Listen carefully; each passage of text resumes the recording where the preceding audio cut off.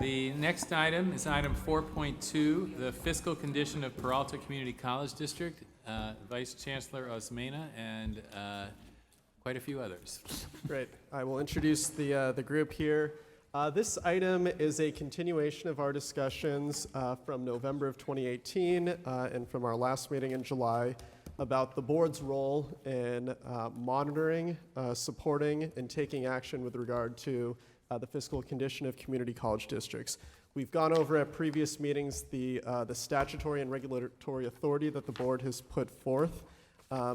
This conversation is uncommon, probably for this board, at least in recent years, to have a district come before the Board of Governors and talk about their fiscal health.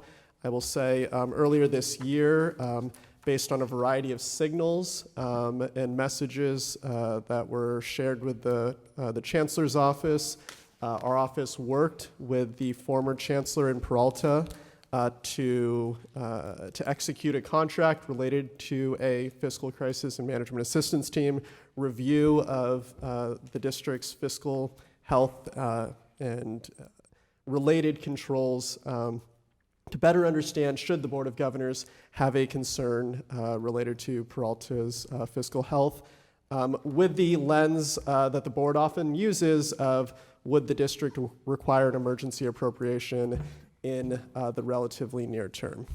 I think the fact that this is on the agenda has caused some interest, particularly among the community in Peralta, and so just would want to reiterate first that the key principle in the legislation and the statutes associated with the board's responsibility with regard to fiscal health is, to the extent possible, maintain and continue local authority and control in the administration of California community colleges.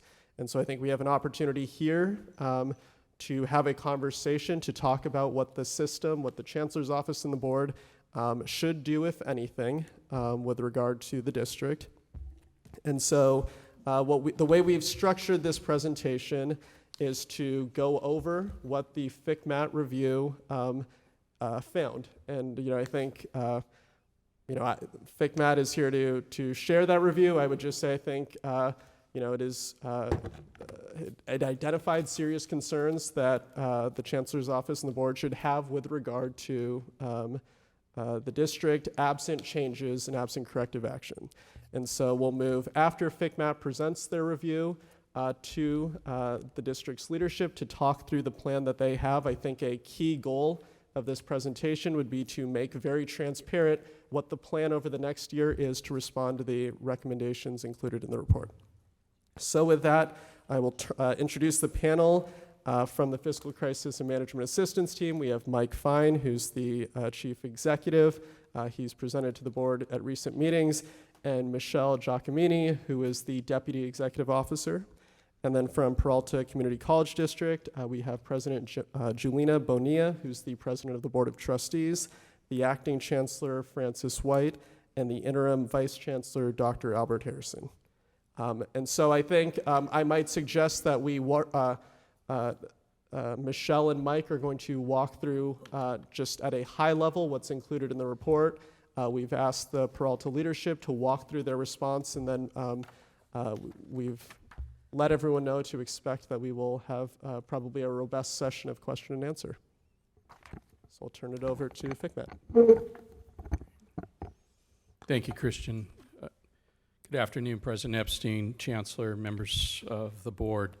I'm going to turn this over to my colleague, Michelle, who led the work in Peralta. But before I do that, I want to add to the choir of welcomes from the community of Riverside that I know you've had this morning. This is home to me. Was born right around the corner.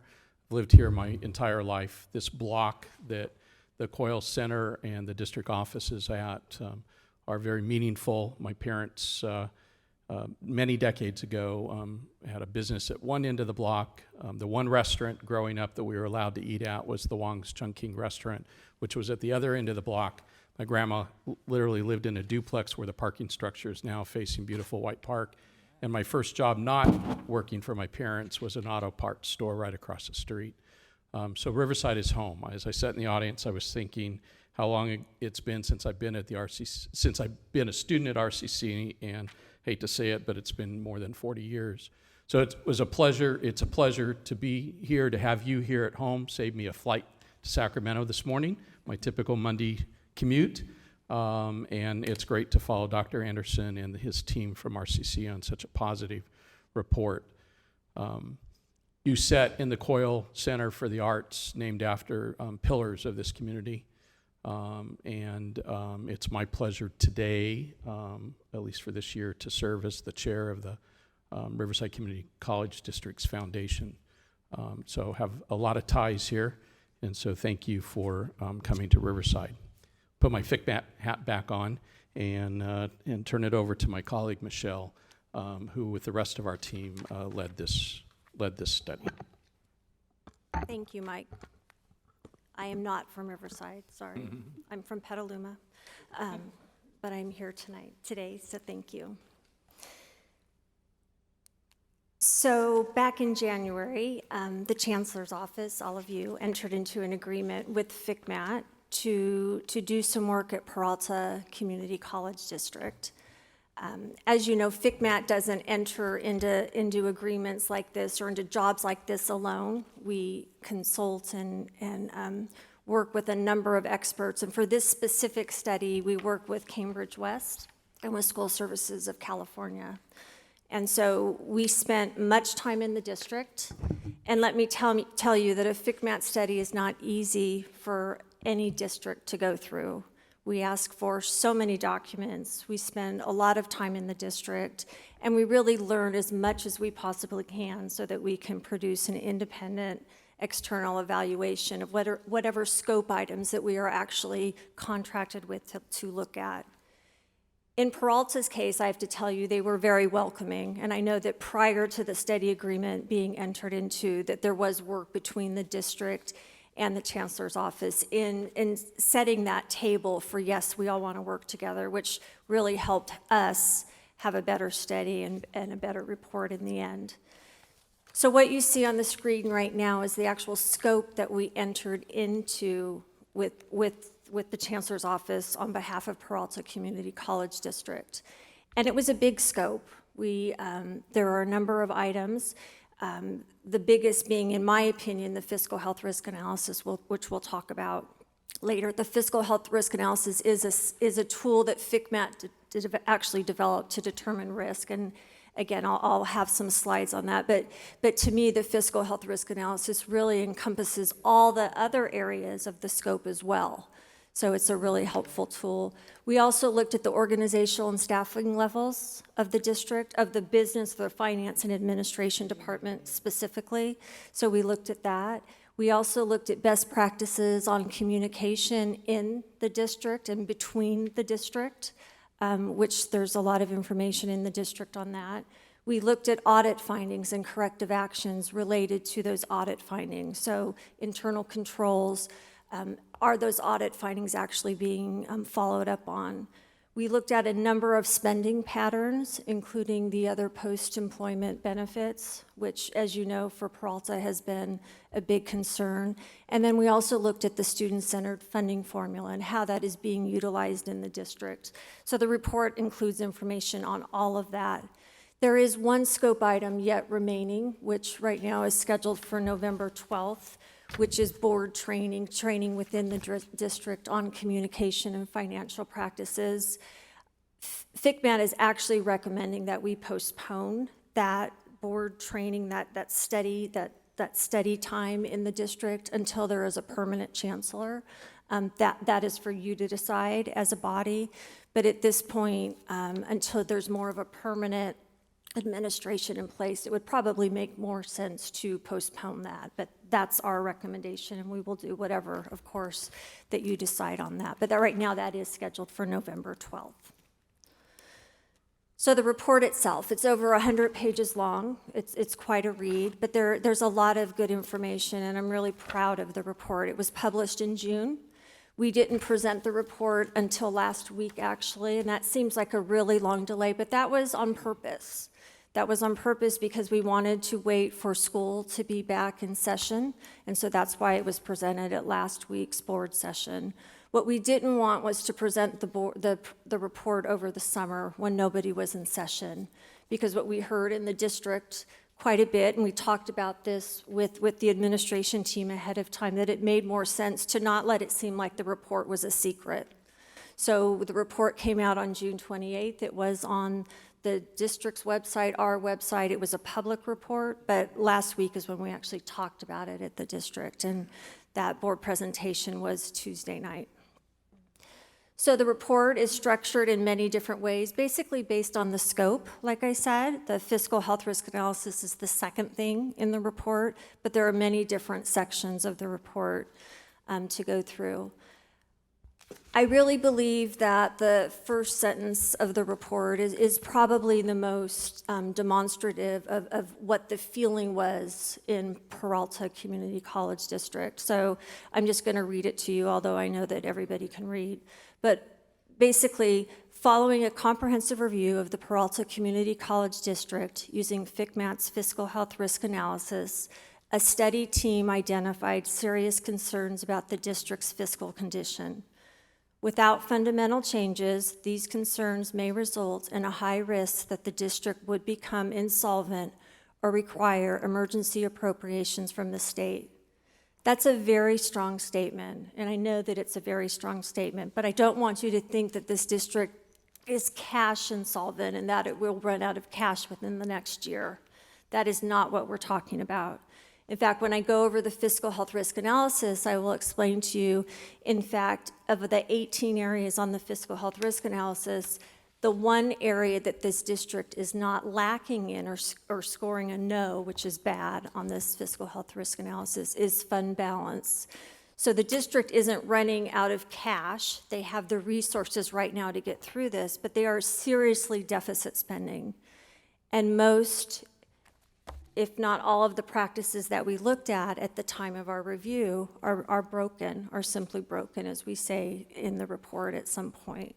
So the district does need to work on their processes, procedures, internal controls, on all the very many risk areas that we talk about throughout the report. But it's not that we have to worry about in the next 10 months, unless there's something else going on that we don't know about, that they're going to actually become insolvent. But the clock is ticking. We only have so much time. So it's a very, very strong statement, and we stand behind it.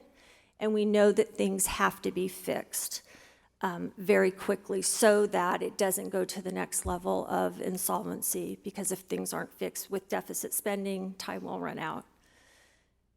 Basically, remember, when a district has broken policies and procedures and internal controls and needs to work on things, it doesn't happen overnight. And that would be the case in Peralta. For years, things have gone on and not been fixed. And so that's, I think, why we find ourselves here today. I believe, and I know, I can't say I believe, I know the district has had other reports before, asking and pointing out what needs to be done to fix things in the district. I know that FCMAT produced such a report in 2011.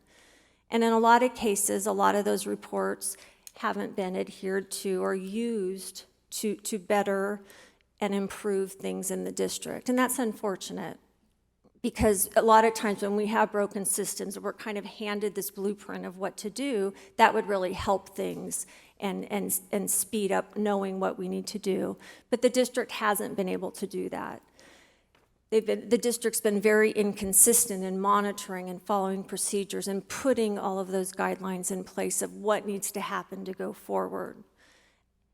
The other thing that we really noticed in the district is that the departments and the colleges with the district do not seem to work well together at all. Communication is lacking, there's mistrust, there's a lot of stuff going on. And so those are all areas that we talk about in the report that needs to be fixed. The internal control issues are of a concern. And so what you will see with the audit findings, there are a lot of repeat audit findings, issues with reconciliations. There's concerns about fraud. There's a lot of open positions in the district. There's a lot to work on to make that better. As you know, the leadership has changed in the district a lot over the last many years. And so when there's a lot of change at the top, it's very confusing for staff. At the same time, we have a lot of open positions in the district office as well, which is really where we concentrated on. It's very, very hard to build capacity and internal controls and good business practices and everything that needs to be done when we don't have staff to fill those positions. So that's another big concern. Capacity needs to be built in the district so that policies and procedures can not only be developed, but also followed and understood, and that includes training as well. Capacity has to be built by actual employees, not by consultants. And so that's a big issue, is actually having people apply and want to stay in the positions, not just leadership, but throughout the organization. Communication, I brought up, there is a lot of conflicts and miscommunication within the districts, and so that's brought up a lot throughout the report, and part of when we do a training at some point, whether it's November 12th or in the future, that we would kind of talk about those communication change, the ebb and flow of information, how that should be happening, so everybody kind of stays in the right place and follows policies and procedures. We have a lot of comments on budget accuracy, budget controls, budget monitoring, budget adoption. And so there's a lot of recommendations in the report in that, as well as the student-centered funding formula, how the district isn't really maximizing revenues and having the policies and procedures in place to effectively implement SCFF. A big concern in the district has to do with declining enrollment, and yet staffing levels not decreasing at the same time. And so you'll find that scattered throughout the report. As you can imagine, as revenues start to decline, if expenditures are not also declining at the same rate, we're going to be in trouble, and thus deficit spending.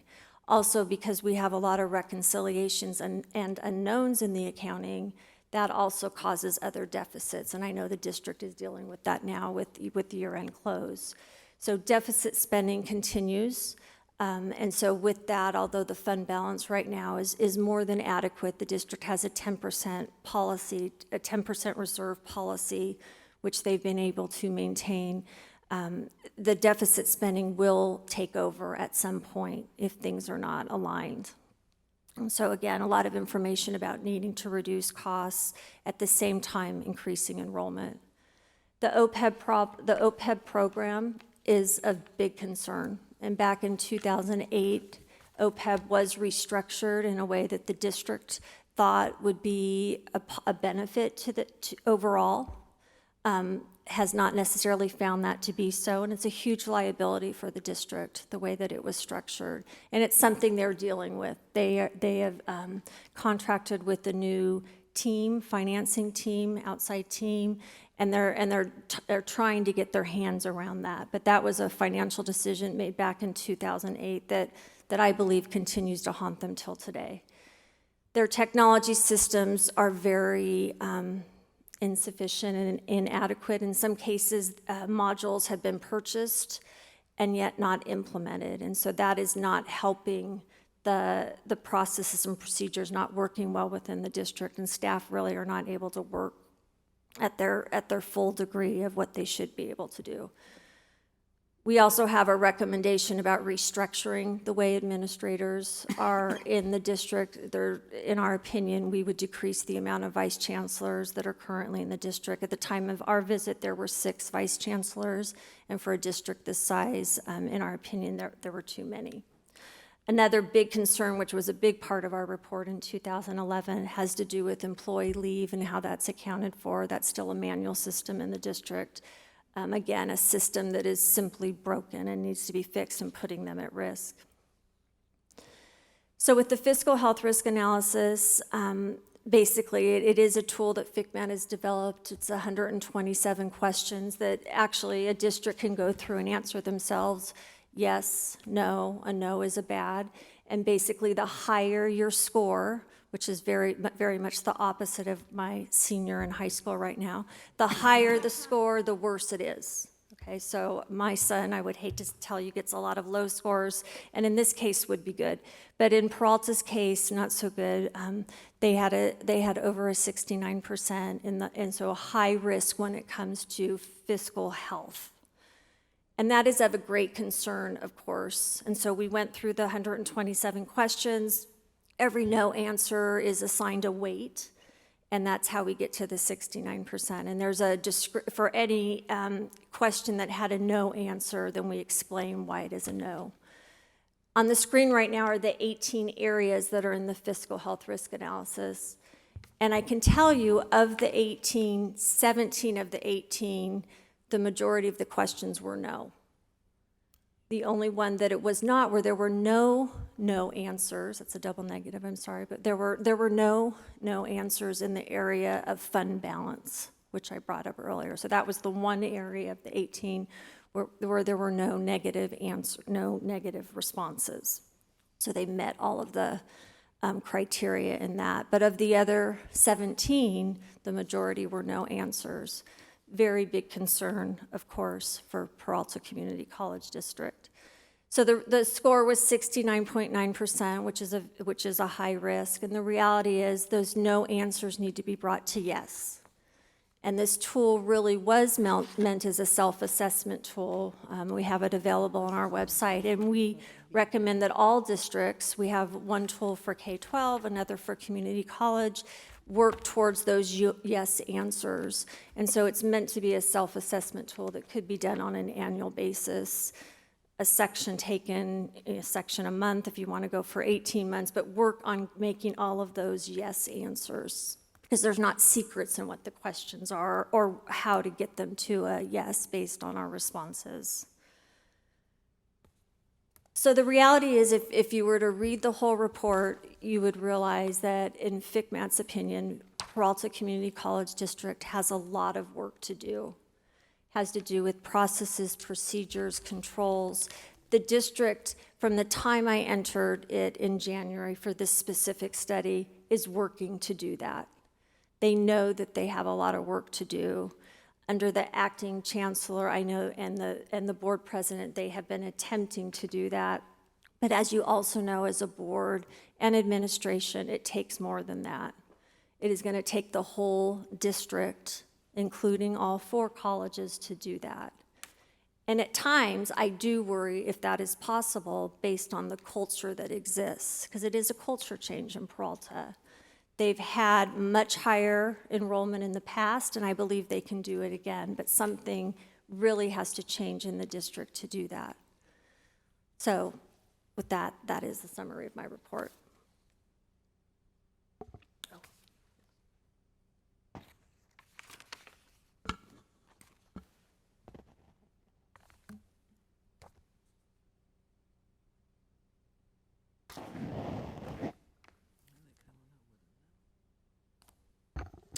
And we'll turn it over now to Chancellor White, Acting Chancellor White. Good afternoon. Board of Governors, President Epstein, Chancellor Oakley, and the Riverside Community College District. My name is Dr. Frances White, and I have the distinctive honor of serving as Peralta Community College District's Acting Chancellor. First, let me start by thanking you for allowing Peralta the opportunity to provide an overview on how the district will begin to address the serious challenges before us.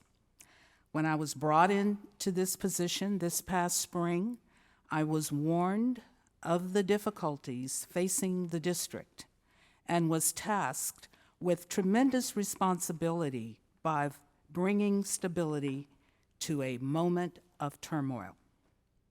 As you keenly are aware, a district this size does not change overnight. Steering an organization like Peralta in a new direction is a heavy lift, but tested experience teaches us that recovery is very much possible. To be successful, the district needs a plan, but more importantly, one that reflects a shared vision and true collaboration between the board and its chancellor. For those who have watched past board meetings, there's no surprise that the moment we have come to today is here, one where the board and administration are on the same page. This has not been easy to accomplish. It's taken building trust from years of failed administration and more importantly, true collaboration to develop the Recovery, Accountability, and Sustainability Action Plan we have before you today. As acting chancellor, my team and I have been able to initiate the first steps to begin change. But as you know, it is going to take the board's leadership to ensure these changes are made permanent and that the next chancellor is held accountable to the timeline, deliverables, and intent of these reforms. I'd like to take this opportunity to thank President Bonilla for her leadership in this endeavor. Getting the board and the administration to come together has taken teamwork, and I could not have done this without her. To illustrate the board's commitment to the plan, our team has developed and demonstrated the accountability for our trustees to this Board of Governors. I've asked President Bonilla to partner with me again today and help present our collective plan.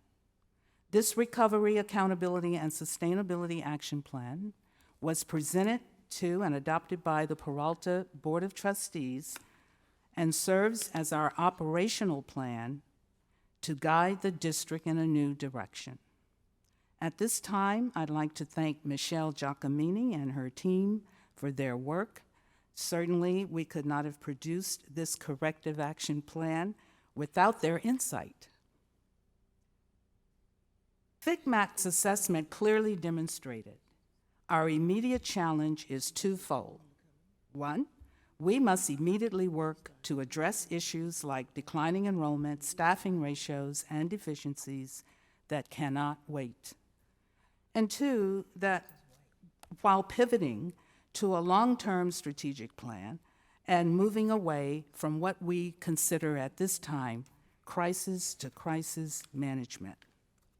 We see these reports as providing us with the blueprint we need to move forward in a way that can result in systematic improvement for Peralta.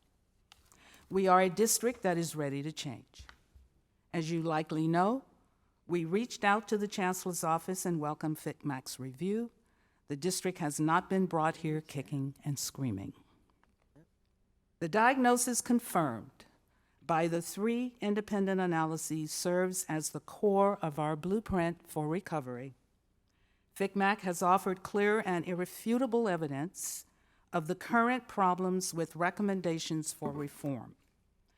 While CBT has offered a holistic view into the district's 4 colleges with a particular lens, and it was ACCJC that served as the initial wake-up call to the newly elected board officers last November, leading them to direct my team to develop a 5-year strategic plan that ultimately resulted in the board's adoption of a 10% reserve, the same reserve that is safeguarding the district's finances, as Michelle mentioned in her presentation. The Chancellor's office specifically asked us to identify any FICMAC recommendations with which the district disagrees. As a district, we have accepted each of the recommendations. We acutely recognize the importance of each finding, and while there might be slight disagreements here and there with some of the nuances of the report, we concur with all of the recommendations in their entirety. At this time, I'd like to turn the presentation over to President Bonilla, who will elaborate further on this board-adopted plan for Peralta Community College District. Thank you, Chancellor White. And good afternoon, President Epstein, Board of Governors, Chancellor Oakley, and the Riverside Community College District. My name is Julina Bonilla, and I would like to review for you, well, before I begin, let me just thank Dr. White and Vice Chancellor Harrison for their leadership and expertise as they came to a district fraught with deep-rooted systemic problems. I am thankful for Dr. White's perseverance and aptitude, which has been essential in getting us to a point where we can stand here before you today with a strong working plan. The district has begun moving towards fiscal health and will address the gaps in our systems and foundation. A key element and overarching commitment is that the plan is the board's obligation to rigorously oversee and manage this recovery through its completion. These reforms are grounded in specific and measurable actions outlined here. With our blueprint in hand, the question now before us is, how does the district create accountability, sustainability that includes necessary checks and balances? And the answer, an action plan with clear objectives steeped in evidence. I'm glad to report to you that we are in the final stages of our national chancellor search, led by Dr. Bryce Harris. The selection committee has identified 2 highly qualified candidates with open public forums taking place on September 18th and final interviews with the board on September 24th. Secondly, as your background materials show, the district is engaged in finalizing the implementation plan and recommendations from FCMAT, ACCJC, and CBT. Reports that serve as detailed roadmaps that will guide our reorganization efforts towards efficiencies and cost effectiveness. Our final 2 actionable items address the fiscal deficiency that runs concurrent throughout the FCMAT report. This has led to the board's adoption of a 2-year budget planning and development process, augmented by updating and modernizing our administrative policies and procedures. The Peralta Board of Trustees has been clear in their direction to Dr. White in that our recovery and accountability and sustainability action plan needs detailed, measurable outcomes. We are using the FCMAT findings as the baseline and will monitor our progress through the production of evidence-based materials and reports. Baselining where we are at is a critical component in the recovery phase, as the standards are set and adhered to through corrective action and plans when policies, procedures, and protocols are bypassed.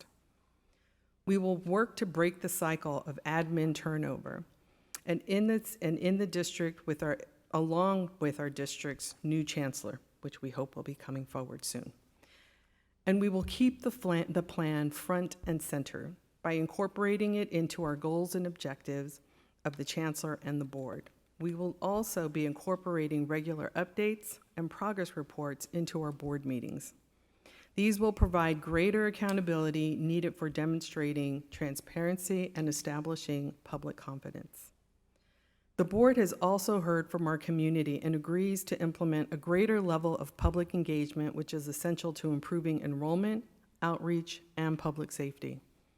As part of the board's long-term sustainability planning, the district will institute a 2-year budget development process supported by training, as you heard from Ms. Giacomini, with a focus on managing finances, fiscal accountability, and competency. And right now, we do have that scheduled for November 12th. The board is also highly committed to board development to improve board administration cohesion through a shared vision, and will seek support from CCLC to conduct board professional development. And finally, as recommended by Michelle Giacomini, Peralta will use the FCMAT's fiscal health risk analysis as a tool to self-monitor our progress. We will implement regular self-checks using this assessment to ensure that the FCMAT findings do not sit on a shelf as they have previously, but rather as a blueprint to effectively reform our system.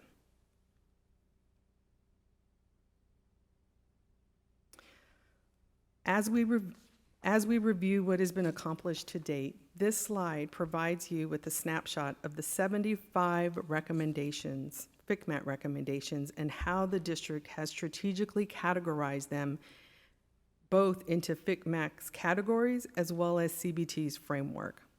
With receipt of the FCMAT study on June 28th, Dr. White and her administrative team have been extremely focused over the summer to thoughtfully review, process, analyze, and develop a comprehensive plan that highlights, of the 75 recommendations, 22 are tied to new hires, and 20 that will be under the purview of the new chancellor.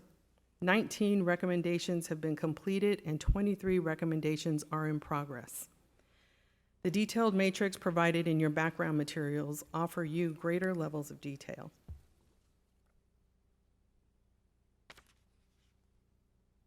As we move into long-term planning, the administration has provided a clear framework adopted by the board that ensures recovery, accountability, and sustainability.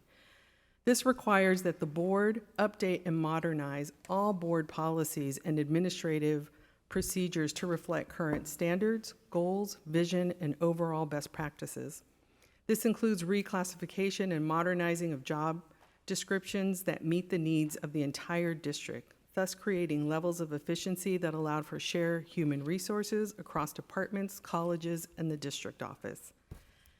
As noted earlier, a 2-year budget planning process is critical and allows for an in-depth participatory process necessary for sustained long-term planning.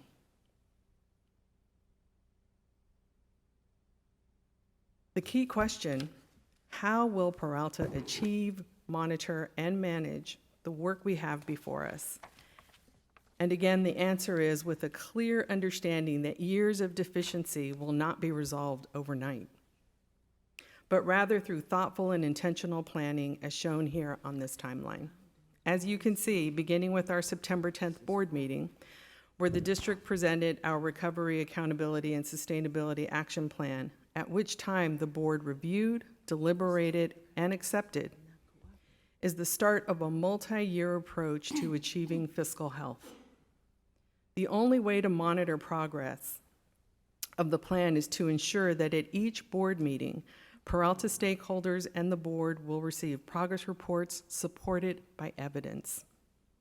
This is a critical turning point for Peralta in that the board-adopted timeline strategically ensures intentional planning with each Peralta division, department, and college working towards actions defined in our blueprint for recovery.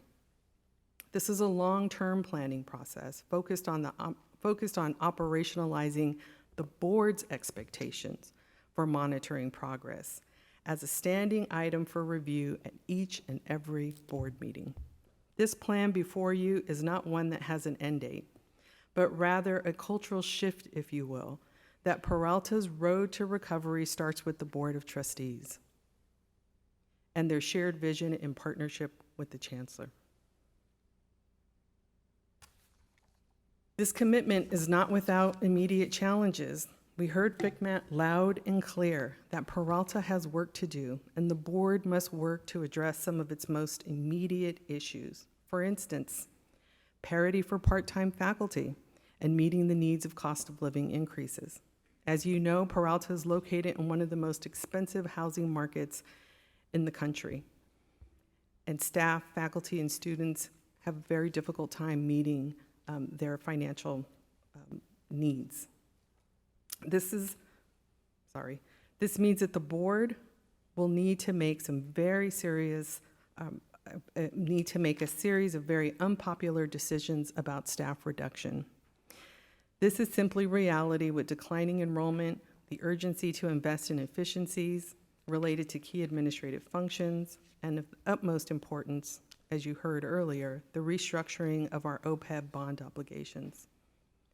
At our most recent board meeting, Michelle Giacomini shared that she was at Peralta in 2011 and produced a similar FCMAT report, and in a truly misguided fashion, the report was shelved. Today, the board's direction to me is to ensure that I communicate our commitment to not let that happen again. As the board president with a professional background in contract compliance and policy development for one of the largest public agencies in the state of California, I am keenly aware of how important our execution of a plan with focus and purpose is. We are a district ready for change and are committed to getting it right. We believe that by seeing this moment as an opportunity to right the ship, being ready to roll up our sleeves and begin a new chapter that will transform Peralta, an institution critical in our community. We appreciate the support of the Chancellor's Office and the Board of Governors in this effort, and I thank you for your time. We are open for any questions. I'll just make some final closing comments, and I should have done this at the beginning. I think it's important to reiterate, as we talk about the vision for success, Peralta's success is a critical component of the system meeting the vision for success, and so I think this conversation now, before, as Ms. Giacomini had noted, I think we are not concerned in the immediate term about cash insolvency, but there are clearly issues that the district needs to address. I wanted to reiterate, for us, I think a key question, a key part of this discussion is that the board has clarity and ideally confidence in the actions that have been articulated. I think the final slide that was presented is especially important, that there are these challenges that have been identified are not insignificant, and I think we need to have clarity about how the district is going to prioritize moving forward, and what the role of new administration is going to be in carrying out this plan. And then I would just close by saying, I think we have, are having conversations about what role the Chancellor's office plays on an ongoing basis. I can turn it over to Chancellor Oakley. I think we recognize that there is the need for continued monitoring at a minimum in the district. And I think the board's direction about how we want to stay engaged, given the lens in the statute about, to the extent permissible, maintaining local control is the tension we're going to have to navigate. Board Member Shaw. Well, thank you for this presentation. I have to tell you that in the beginning of it, I was a bit unsettled, because I've been on the board for 4 years, and we never had anybody come here and sort of get a public beat down like it sounded initially. But after hearing the other side, then I got a better understanding that, in fact, that you did ask us to come in and to look at this situation. Now, I hope it's not reminiscent of Compton district. It took almost a decade to remedy. But I do have a question regarding the colleges. Now, in my former professional career, I was charged with the mayor of Los Angeles to organize probably half of the city in terms of a strategic plan to provide services to that half of the city. But I had the cooperation of the mayor, the council, the departments, and the community. What I heard from your presentation is there are problems with your colleges, that they don't want to cooperate. So can you talk to me about how you want to remedy, how you intend to remedy that to move forward an action plan if the leaders don't want to participate?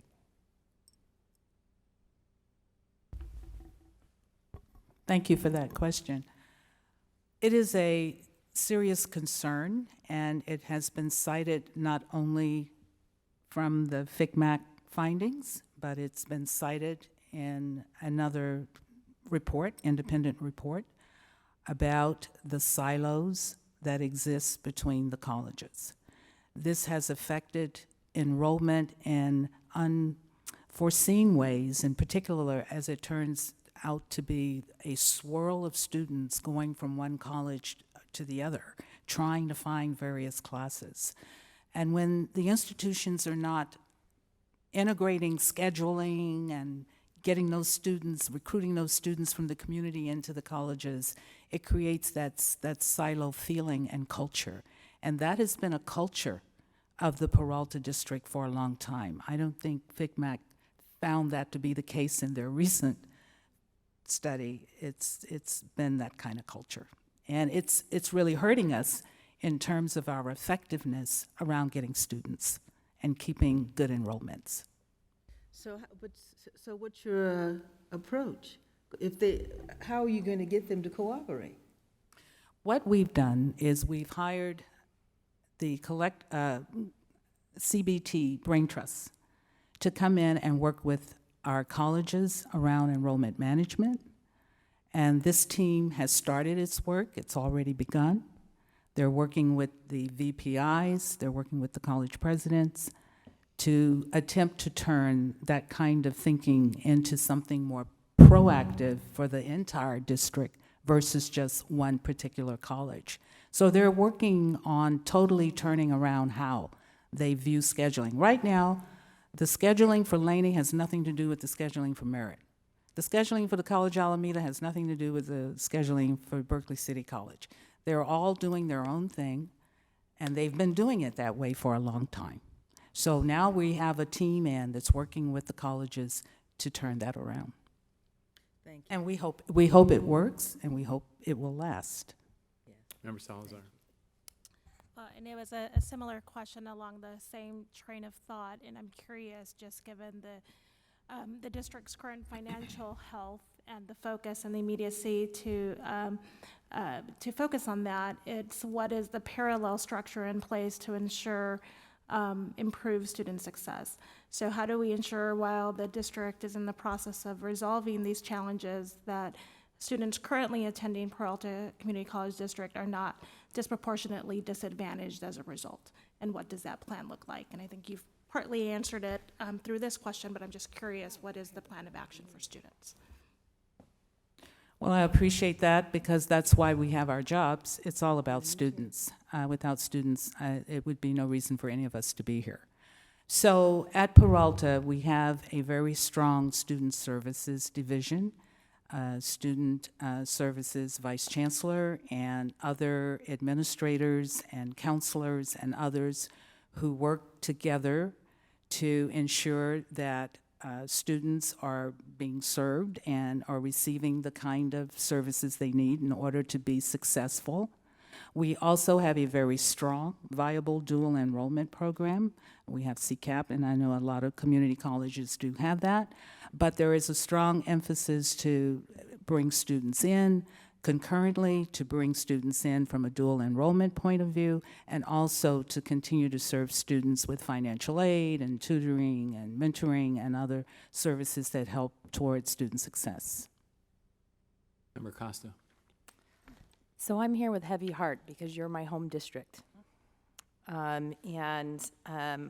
My colleagues won't be shocked to know that I want to ask about the budget, because the majority of the FITMAC recommendations have to do with your budget process.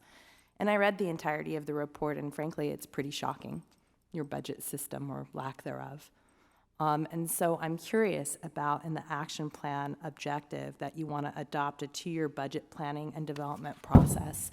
And I'm curious if that's coming out of a FICMAT recommendation or if that's something the district is putting forward. That's definitely something that the district's putting forward in terms of the 2-year timeline, but I'll also defer to Vice Chancellor Harrison.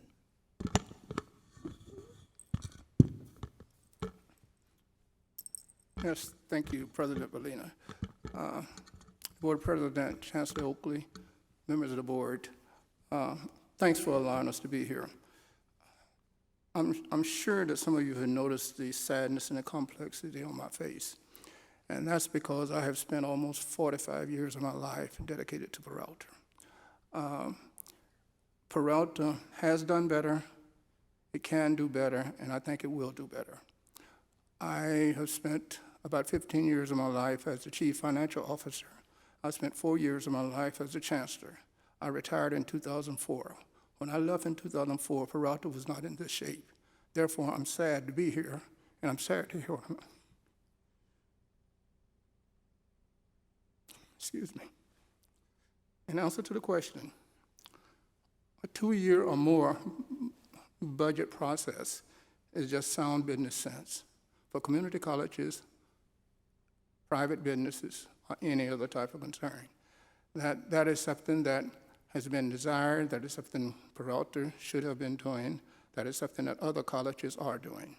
And so it is both a matter of pointing out problems that we have had or do have, and also looking at what make good business sense and what we should be doing. So it's a combination of external influence as well as internal desire. So just to follow up, and with all due respect, and I'm glad that you've come back to the district to help out of retirement, based on what I read, I don't think you have the infrastructure to move to a 2-year budget cycle, not at this point. I really think that you're in a situation where you have to stabilize the finances and the budget of the district. And so that's my unsolicited advice to you. My question for FICMAT is, can you explain the difference between an audit and a financial health assessment as you've done it? And what things are we not seeing because this isn't an audit? So the purpose of an audit is for an outside independent audit firm, certified public accountants, to come in and assess the financial position of what has happened. So it's looking at the year that has just ended, as well as the liabilities of what the district has in place that will affect future years. So it's actually putting an opinion down on the financial position of the district and pointing out any internal control issues that the district may have. So that's something that all LEAs must have on an annual basis as of June 30th every year, and it will come forward in December to all entities. So it's that independent evaluation. A fiscal health, so that's a one-year snapshot, basically. A little further back, because it also looks at prior year audit findings to see if those have been corrected or not. A fiscal health risk analysis is bigger than that. It's not an audit, first of all. All of our yes, no, opinions, recommendations, all of that is based on interviews and district documents. So we're not actually auditing the records, but we're also going further than that, that we're looking 2 years back, we're looking at current year, and we're looking 2 years out. In the world that we live in, we really believe in what's called a multi-year projection, which is a current plus 2 years.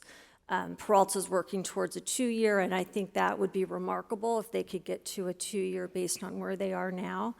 But our recommendation is always current plus 2.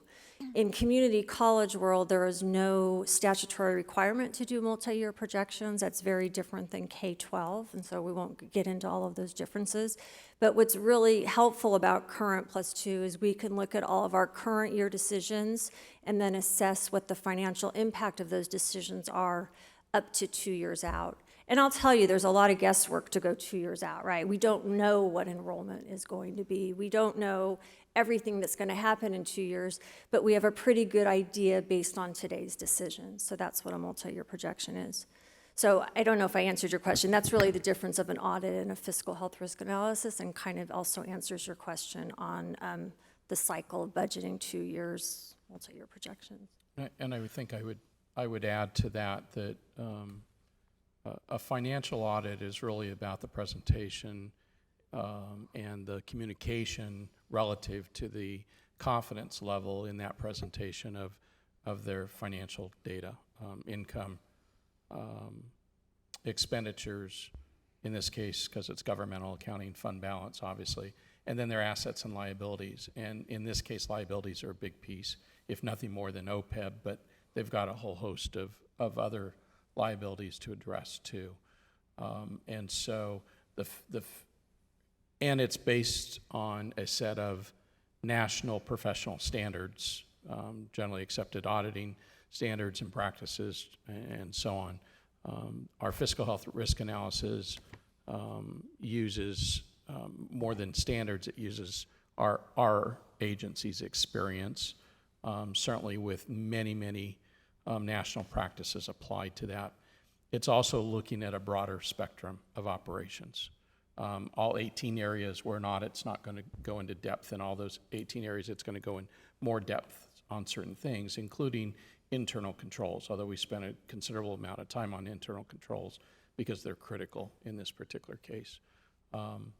We probably spent more time on internal controls than the auditors typically would, because they just need to sample from it to ensure that there's some level of confidence, right? We took a little bit deeper dive, especially as it relates to procedures and policies and staffing and their ability to actually carry out what we would all think as a standard set of internal controls.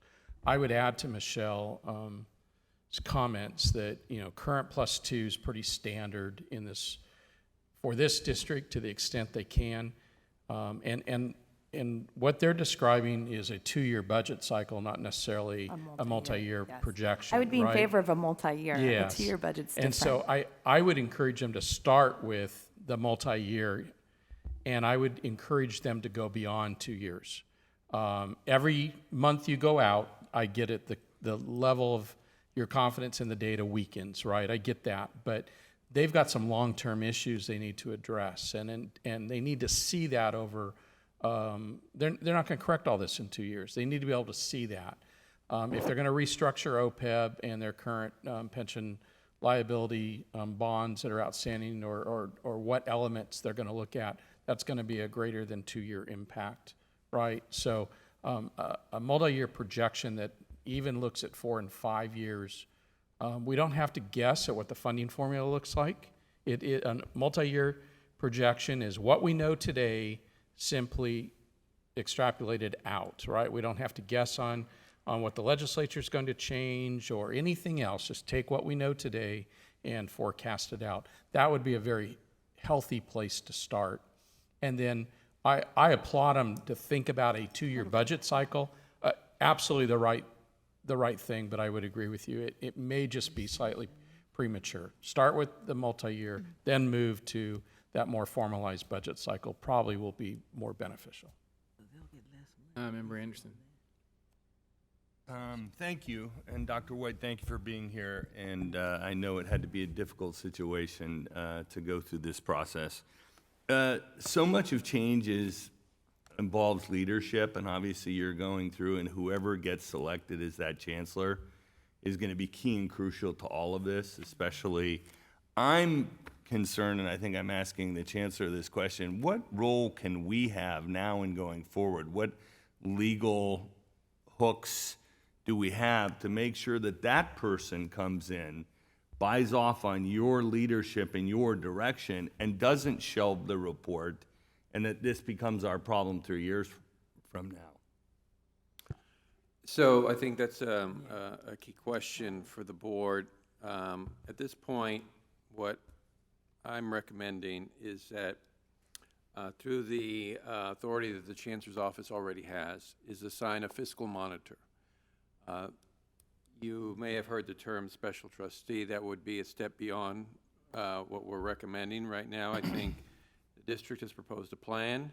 As you said, we are very concerned that that plan be implemented given the leadership change that's coming. And in order to inform the board of the progress, I'm prepared to assign a fiscal monitor. We have been, Vice Chancellor Osmeña and I have been talking to a few individuals about who would be able to do that. And actually, Jim Austin, who is in the audience today, has agreed to take on that role. Jim Austin is a former chief business officer in the system, longtime member of the system, very familiar with the fiscal health of districts. And so that way, we have someone who represents the Board of Governors, the Chancellor's Office, at the board meetings of Peralta, can report back to us about the progress that they're making.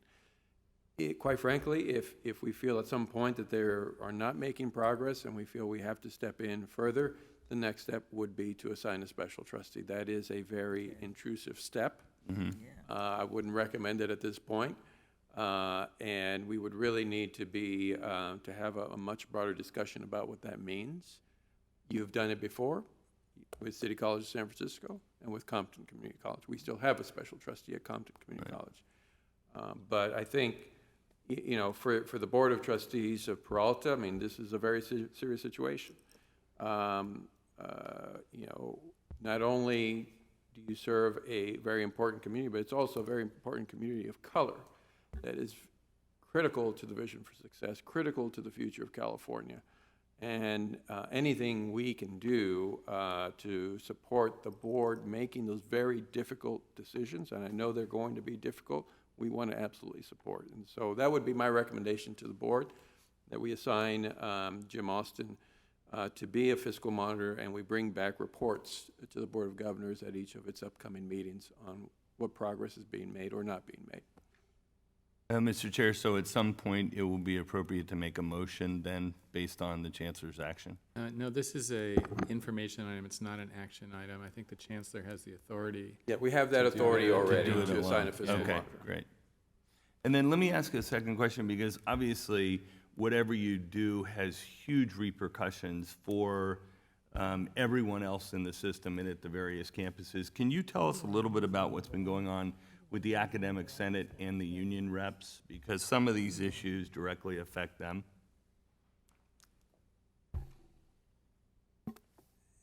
May I ask a clarifying question? Going on in terms of their involvement with the report or the plan, or? I guess the plan, to know have they been included, because obviously whatever decisions the board makes will have repercussions on people's lives, and have the various special interests or various, entities that are involved in the system Sure. been included to this. Sure, they have been. We received the report on June 28th, which was right in the middle, the beginning of summer school. Some faculty were there, some weren't. The formal governance groups did not meet over the summer.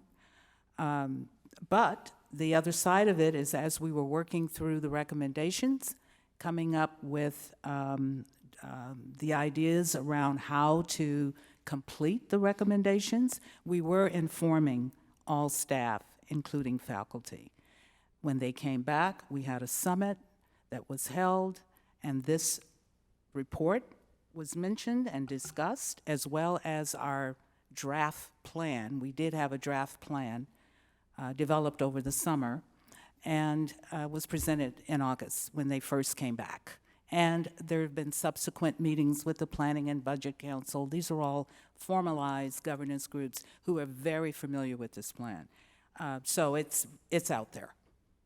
And if I may interrupt, also at the very beginning of the process, when FCMAT came in initially in January, we met with all of the groups together. We interviewed all as well during our process when we went through interviews and document review. So it really has been a very, as much as possible, inclusive process from the beginning until now. And I can also add, so at the board meetings, this has also been a structure that's been, it's a standing item, it's part of our study session. We open with a study session relative to FCMAT, and have done so since late July, and will continue to do so. Member Carrillo. Hi, yes, I was wondering, I was looking at this timeline for reorganization and budget review. It's a very, it's a very aggressive timeline as it needs to be, but just kind of wanted to better understand the details behind what you're going to be doing on these dates to help make progress and in getting back in the right, Definitely. back on track. So again, if we just think about this as a framework, and so it's the district and under the chancellor's leadership that will be coming back through participatory shared governance processes and updating the board on progress. So for instance, at the September 24th board meeting, you have internal auditor. The chancellor will be having a closed session discussion with us about the job description, classification, and analysis ready to the relative to the auditor. There's marketing and communications, which is under your MARCOM. There will also be a plan that is shared by way of the chancellor and her team. So really those dates are to hold us to task. This is really the blueprint that will allow us to ensure, especially for the Board of Trustees, that we're able to monitor and hold our administration, our leadership accountable so that we know what to expect when it's coming back. And it will go through its normal internal processes at the community college, at the district level. Member Perigo. I just wanted to say that I work at a college district, and I've worked at a college district that over time has had to develop a lot of these processes. And so I'm at a multi-college district, so I feel all of your pain, I really do. And I understand what you're going through and trying to kind of right the Titanic, so to speak. And it's full of feral cats. I mean, I get it, I really do. I wanted to speak about the trust and communication piece that's been brought up, because the fiscal stuff is important, but at the end of the day, if people aren't buying into what's happening there and you can't get that cultural shift, it's going to be challenging to maintain it. So, in the spirit of Member Costa's sort of unsolicited advice comment, and I'm glad to hear that you're using your governance groups to help understand and make these decisions. But I'm just going to really say that the more transparency you can get in that process, having meetings and committees in place that make these recommendations to district governance boards for final evaluation, even your board policies and procedures, knowing that any governance group, students, classified, faculty, any group can pull one at any time for discussion and for updating, and knowing that you have that kind of that's welcome in a district structure, I think is really important for getting a lot of these processes in place. And then I would just say that as you're doing this, know that there's a whole 100 and, I don't know, I can't do math, 11 other colleges that have people that are your friends that are happy to help and assist in any way possible. And I know you talked about using CCLC for some training. Don't forget ASCCC can do collegiality in action training. You may have done that in the past, but it's always worth doing as you get a new leader, trying to open up that communication from get-go to make sure that people understand where everybody, is going to enter into this process. And then I would just really offer that to think about how you're going to evaluate that. You can have an espoused theory of participatory governance, but that may not be the theory in practice. And so having some way of assessing whether people feel like their voices are being heard and that their ideas are being incorporated into the institution, I think is an important part of this transformation you're going through. So the planning is good, the implementation is good, but also to be thinking about how you're going to evaluate whether it's working, and to use your friends and neighbors to help you, because I do understand your passion and love for what you do. And a lot of things can go like a little bit wrong that creates a lot wrong. So, I just want to tell you that I really, my heart's with you, and that we all want to see you succeed. So let us help you in any way we can. Member Fitzgerald. Thank you guys for being here. I know this is obviously very tough. It was mentioned that there's been shared governance, participatory governance discussions surrounding this report and the implementation of this report. To what extent have students been involved in those discussions? Well, that has been a challenge. There are students who serve on the Participatory Governance Council. There are students who serve on the Planning and Budget Council. They come to some meetings and they don't come to other meetings. At the board level, the student leadership has been informed about this and aware of it. I don't think either of them serve on any of those two formalized governance councils. So I think that, to be honest, their involvement and their awareness could be considered somewhat nominal at this point. We are at the beginning of the semester and we have a long academic year ahead of us. I expect that there will be more student participation going forward. And then just a quick follow-up question. What is the district going to do to ensure that student involvement is a priority?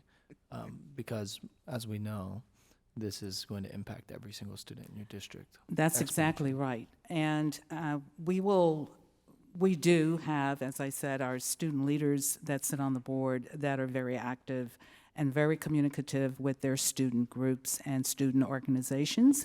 And what we typically do is encourage that. That's a chancellor on student leader kind of conversation, and it's worth it. And I can just add to that also, if you look at the September 24th meeting again with the marketing and communications component, that's a key analysis that's going to come to us about not just our community outreach, but also our internal outreach relative to students in creating a communication, a culture of communication that involves inter-campus interactions as well as a district office. So it's definitely forthcoming, and very soon, I might add. We also believe that it will be important to schedule meetings at times when students can attend. That's usually a real stumbling block. If you have a schedule, you got to meet as a student. Thank you. Member Zaragoza. Well, this is going to be easy to follow up on, but I really want to, of course, echo all of those points, but also, really ensure that, that the students in this area, they especially need to be involved in the process of making the decisions around the staffing concerns, because that is one area that will definitely impact students. It, of course, needs to happen, but trying to get the students involved in making sure that those staffing issues do not directly hurt them in a lot of ways. because either way it will in some way, but trying to get that conversation going to make sure that they are involved in the process. I know a lot of students from Peralta. They're actually some of the best students I have seen at the state. They're really incredible. And I know that in a lot of ways, students are not necessarily afraid to reach out, but a lot of times it takes reaching out that hand first to them. So just, I would like to see that happen. Thank you. Okay, we've got a few more. We need to wrap this up pretty soon, but Member Aguinaldo. Thank you very much for coming. Most of all, for your candor in sharing about this issue with us and your openness to this very high level of scrutiny. My question is more directed to Vice Chancellor Osmeña and to Chancellor Oakley. A large portion of this board is new, and this may be the first time we're encountering this issue. I know there have been issues in the past with Compton and with, I think it's the City College of San Francisco. How has our experience in assisting with those colleges helped to improve our process and add additional context for understanding of how we can assist with this issue in the future? Yeah, so I would say, I think both of those experiences have suggested to us that we need to be proactive when we see signals that a district might be experiencing financial distress or distress more generally. And so I think the items that we've brought before the board at recent meetings about better coming up with a framework that identifies a set of districts that appears to be heading to a place where they might need additional support is especially important. I think a place where we need and are working to try to figure out how to do a better job is most of our signals are financial related. We look at deficits, we look at fund balances. There are a lot of other signals across the agency that we get about whether there are signs that of something else that might eventually impact a district's finances. Member Costa has really reiterated at recent meetings kind of leadership. And so we're having a conversation at the Chancellor's office about what are the signs that we see, or what are the different measures that we see about a district's leadership? And do they occur in the work that we do around educational services? Do they occur somewhere else? And we need to do a better job of communicating across our agency so that we're taking that to figure out which districts to provide support for. And then I think the second part of this is what does it look like to support a district that might be experiencing distress. We often turn to professional development, and so I think we're thinking about what professional development looks like, but I think there are questions about for whom, at what level, and then besides professional development, what are other things we could be doing to support districts? I think the work that we're doing around a fiscal monitor here is intended to figure out a way in which we can engage with the district, but not be exercising stay and rescind authority. Have districts reached out to us proactively? We have districts who have, I think there are different ways in which districts reach out to us proactively through the Institutional Effectiveness Partnership Initiative. We have districts who ask for resource teams to support them on particular issues. I think what we need to think about is then how do we translate that into whole institution change? And then I want to go back to the point earlier about how are we linking the work that we're doing here with the existing work we're doing around guided pathways, existing work on strategic enrollment management.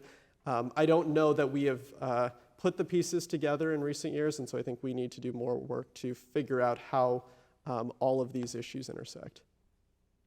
I would add that we have longstanding predictors of risk that are published. In fact, we just did an update in the past 6 months on the community college one. They exist for both K-12 and community colleges. They are broad in what Christian just described. They don't just look at financial indicators.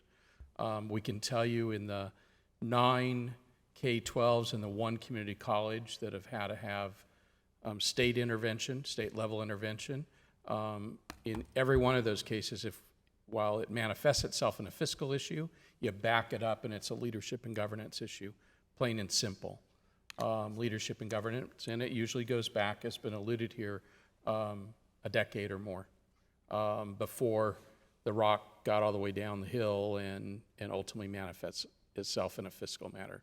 So there are lots of indicators out there already published by us that you can look at, and your team is doing that. Chancellor Oakley.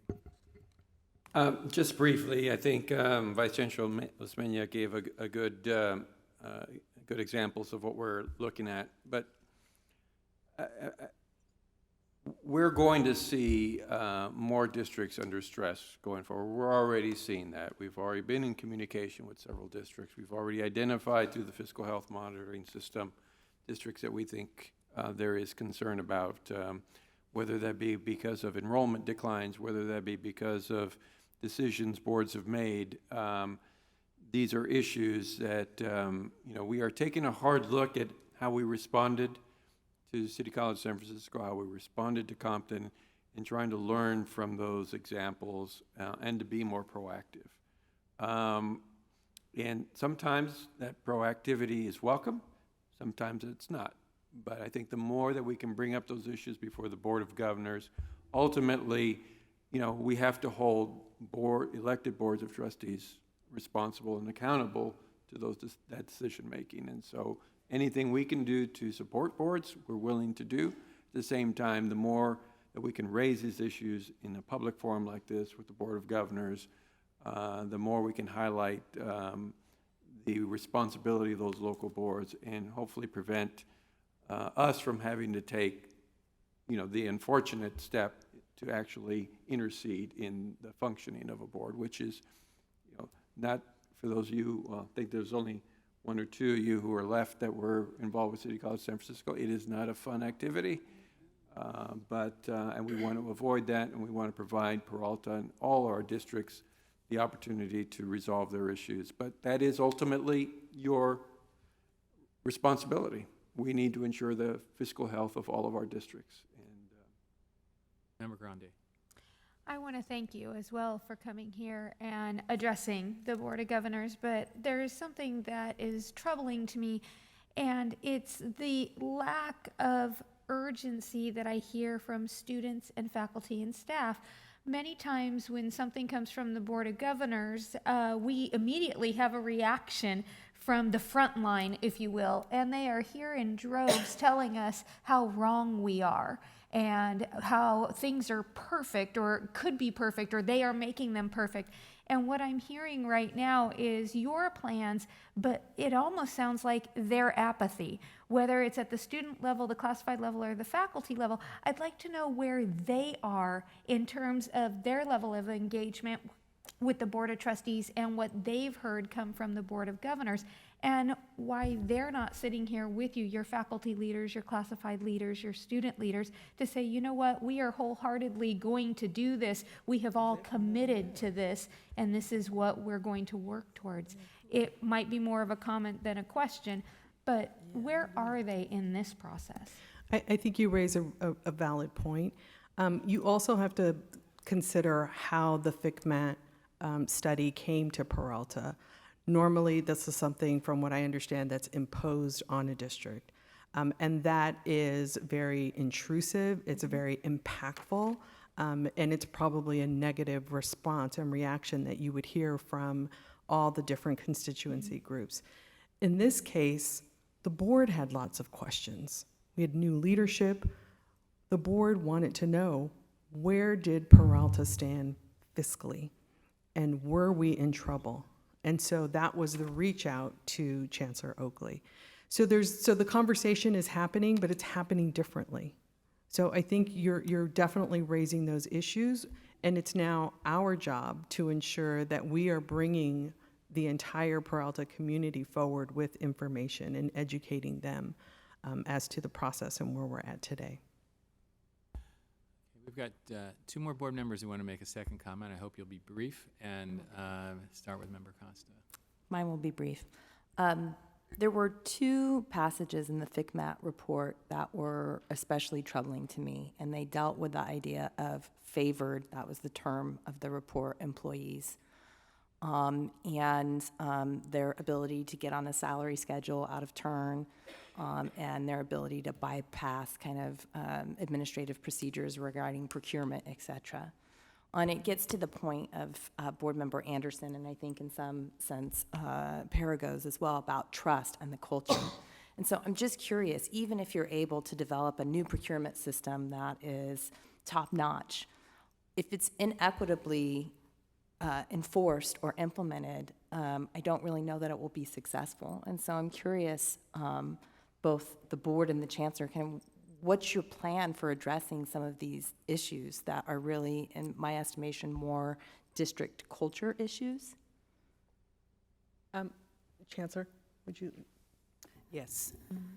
The first thing I'd like to say is, in response to your observation and question, is the FICMAC report was pretty hard-hitting around policies and procedures that are being overridden, or people going around, or just throwing them out of the window, so to speak. And I think one way of doing that is ensuring that policies and procedures exist and that they are followed, that there's a process to monitor that they are being followed, so that we know there's not this unfavorable or inequitable treatment being given to various employee groups. That's wrong. It shouldn't happen. And I think that's one way to fix it. The second way to fix that problem is, once those policies and procedures are clearly codified, is to ensure that all staff involved are trained and hold them accountable in evaluation procedures and processes, that they are following the policies and procedures. Member Shaw? I wanted to thank all of the leaders who are here today, you know, for bringing this forward. Oftentimes, leaders try to hide problems. And so particularly Chancellor, made it a point to try to solve this problem. So I want to thank you for everything you've done. For the new board chair, we certainly want to thank you for taking on, you know, an incredible task with your background and trying to move things forward. And then you, Mr. Vice Chancellor, all your years of contributions. We certainly want to thank you for that. Again, I mentioned that I work for local government. And so we got things done through a power system. And so it's good to hear that we're going to have a fiscal agent monitoring. But I also wanted to say that I think it might be helpful if our chancellor visited your 4 college presidents. Just let them know how important this was. Sounds like a great idea. We welcome that. We welcome that. I'll second that. Okay, Vice President Haynes. So thank you. There's one thing I'd like to just respectfully differ. We're not at the Titanic stage at all, because I believe that there's some willingness in terms of the leadership. Can you answer the question, is the majority of the board in support of making the kinds of hard changes and providing that direction? Or is your board split? There is consensus with this board. They've been amazing members. This has been a difficult time for us in discussion, but they are wholeheartedly supportive of the action plan that was brought before you today, and that comes to you by consensus from the board. I appreciate that. And then finally, what I heard are the challenges around enrollment management, the silo of colleges, and the inability to sort of coordinate the scheduling piece, which is critical. And then the other piece of that is sort of the internal controls. So there's sort of the edification of operations, and then the lack of internal controls. And so I too am concerned about the culture. Every one of our colleges has a culture, and so at the core of that is even the culture of students. The students ultimately, we all know, are going to be the brunt of if we do nothing or if we do something poorly. So I just want to, if we're going to be doing a fiscal monitor, Chancellor, what I am hoping is that we get really real-time reports back relative to the constituency groups.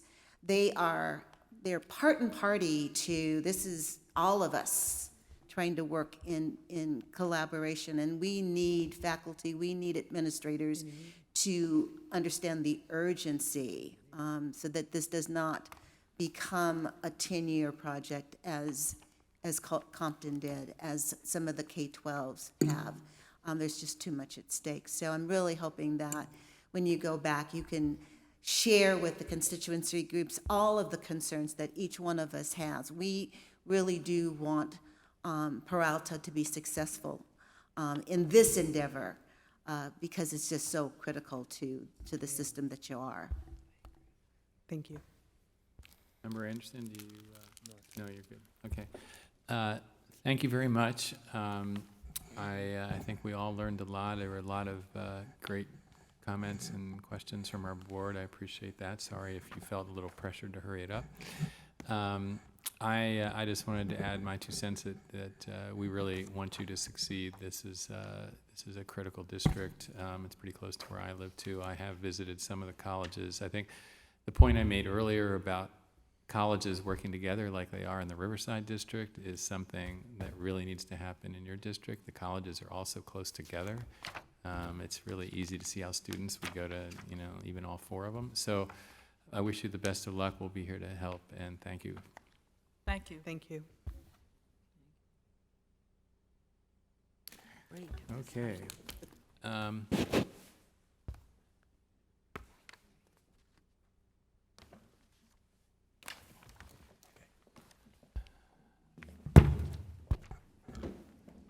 Vice Chancellor Osmena, we're Great, going to and discuss affordable housing for students. Yes, and we are going to quickly transition. I'm going to run through a set of slides and just let my co-presenters know we are going to have to eliminate some of the other slides, but we will work through this and have a conversation. Yeah, I want to mention that the board members have received these slides in advance, and I presume that a lot of them have been read and absorbed. So sounds good. Then I will just quickly frame. We are having this conversation in the context of housing insecurity that we know among students. More than half of students facing housing insecurity, a fifth of students in a survey being homeless over the last year. Many of our students live away from home, where room and board expenses are one of the major components of the cost of attendance. And so although financial aid reform remains our priority, we are interested, many of the board members we've talked to, many of the colleges are interested in other ways colleges can reduce costs. And so the Community College League of California's Affordability, Food, and Housing Access Task Force has made recommendations that community college districts potentially should use building residential student housing as a means of reducing costs for students. Very few today colleges offer on-campus housing facilities, though this number excludes those who have entered into other partnerships. And there are a number of policy questions that we probably need to talk through. And so we've brought today 3 presidents who are working through these issues. President Keith Curry at Compton College, President Blake at Palomar College, President Chong from Santa Rosa Junior College, to talk about some of the issues that they are working through as they consider ways of offering student housing at their colleges. And then we are hoping that we will have time for discussion. So I'll turn it over to President Curry. Good afternoon. Good afternoon. So my name is Keith Curry, President, CEO of Compton College. I also had the opportunity during the 2018-19 year to serve as the co-chair for the Affordability, Food, and Housing Access Task Force, along with Pam Luster, who's the president of San Diego Mesa College. We had 17 other community college presidents throughout the state of California who participated in this committee, this task force, and we came up with about 15 recommendations, which I know they passed out to the Board of Governors. So of the 15, a couple of them address the housing issue for our students. And so number 3, which looks at providing support from the chancellor's office to colleges as it relates to basic needs. We do need some assistance from the chancellor's office as it relates to all the basic needs for our students, particularly housing. And one of the things that we want to look at was professional development. One of the things that, as a community college president, my background is in student services, not housing. I learned finance because it's a situation at Compton College, but to understand public-private partnerships, that's a lot to learn, and there's some support is needed for community college presidents in that area. And that was one of the recommendations, was looking at providing more support to the chancellor's office, so the chancellor's office can provide more assistance to colleges as we address the basic needs of our students. Also, number 6 was looking at how do you create seamless systems to connect our students to services. I know in the state budget this year, there was $9 million to support housing for community college students, but how do you connect those services to our students on our campuses, and what does that look like? Number 10 that we had on our recommendations was to commitment for new resources as relates to building housing on our campuses, and maybe some one-time money to be able to support feasibility studies as it relates to housing. And I would talk a little bit about for Compton College and how we're looking at housing and affordability. Also, number 11, which is very important as well, once you start to build housing on your community college campuses, how do you maintain the housing as you move forward? And one of the recommendations we came forward with was looking at deferred maintenance and expanding the scope of deferred maintenance dollars to be able to include housing and repairs to your housing units on your campuses. So we did a little bit of work as it relates to the housing piece for the task force. I was asked by the Community College League to bring the task force back together and include some business services individuals and to really start to focus specifically on housing over the next couple of months and provide some additional recommendations as it relates to that. So what we want to do today was to provide you with some updates of what particular colleges are doing as it relates to housing. And so we have Joy Blake, who is the superintendent president of Palomar College, and we also have Frank Chong, who is the superintendent president of Santa Rosa Junior College, who will be talking about what's happening on their campuses as it relates to housing. Okay. And we have PowerPoint somewhere. Okay. I think we are going to pass on the PowerPoints, but just walk through. Okay. All righty. Thank you, President Epstein, Chancellor Oakley, and Board of Governors for having us here this evening, this afternoon. At Palomar College, just to kind of give you an overview of the district, we serve 25% of San Diego County, which is 2,500 square miles. So we serve large urban cities in our district, as well as a lot of unincorporated areas.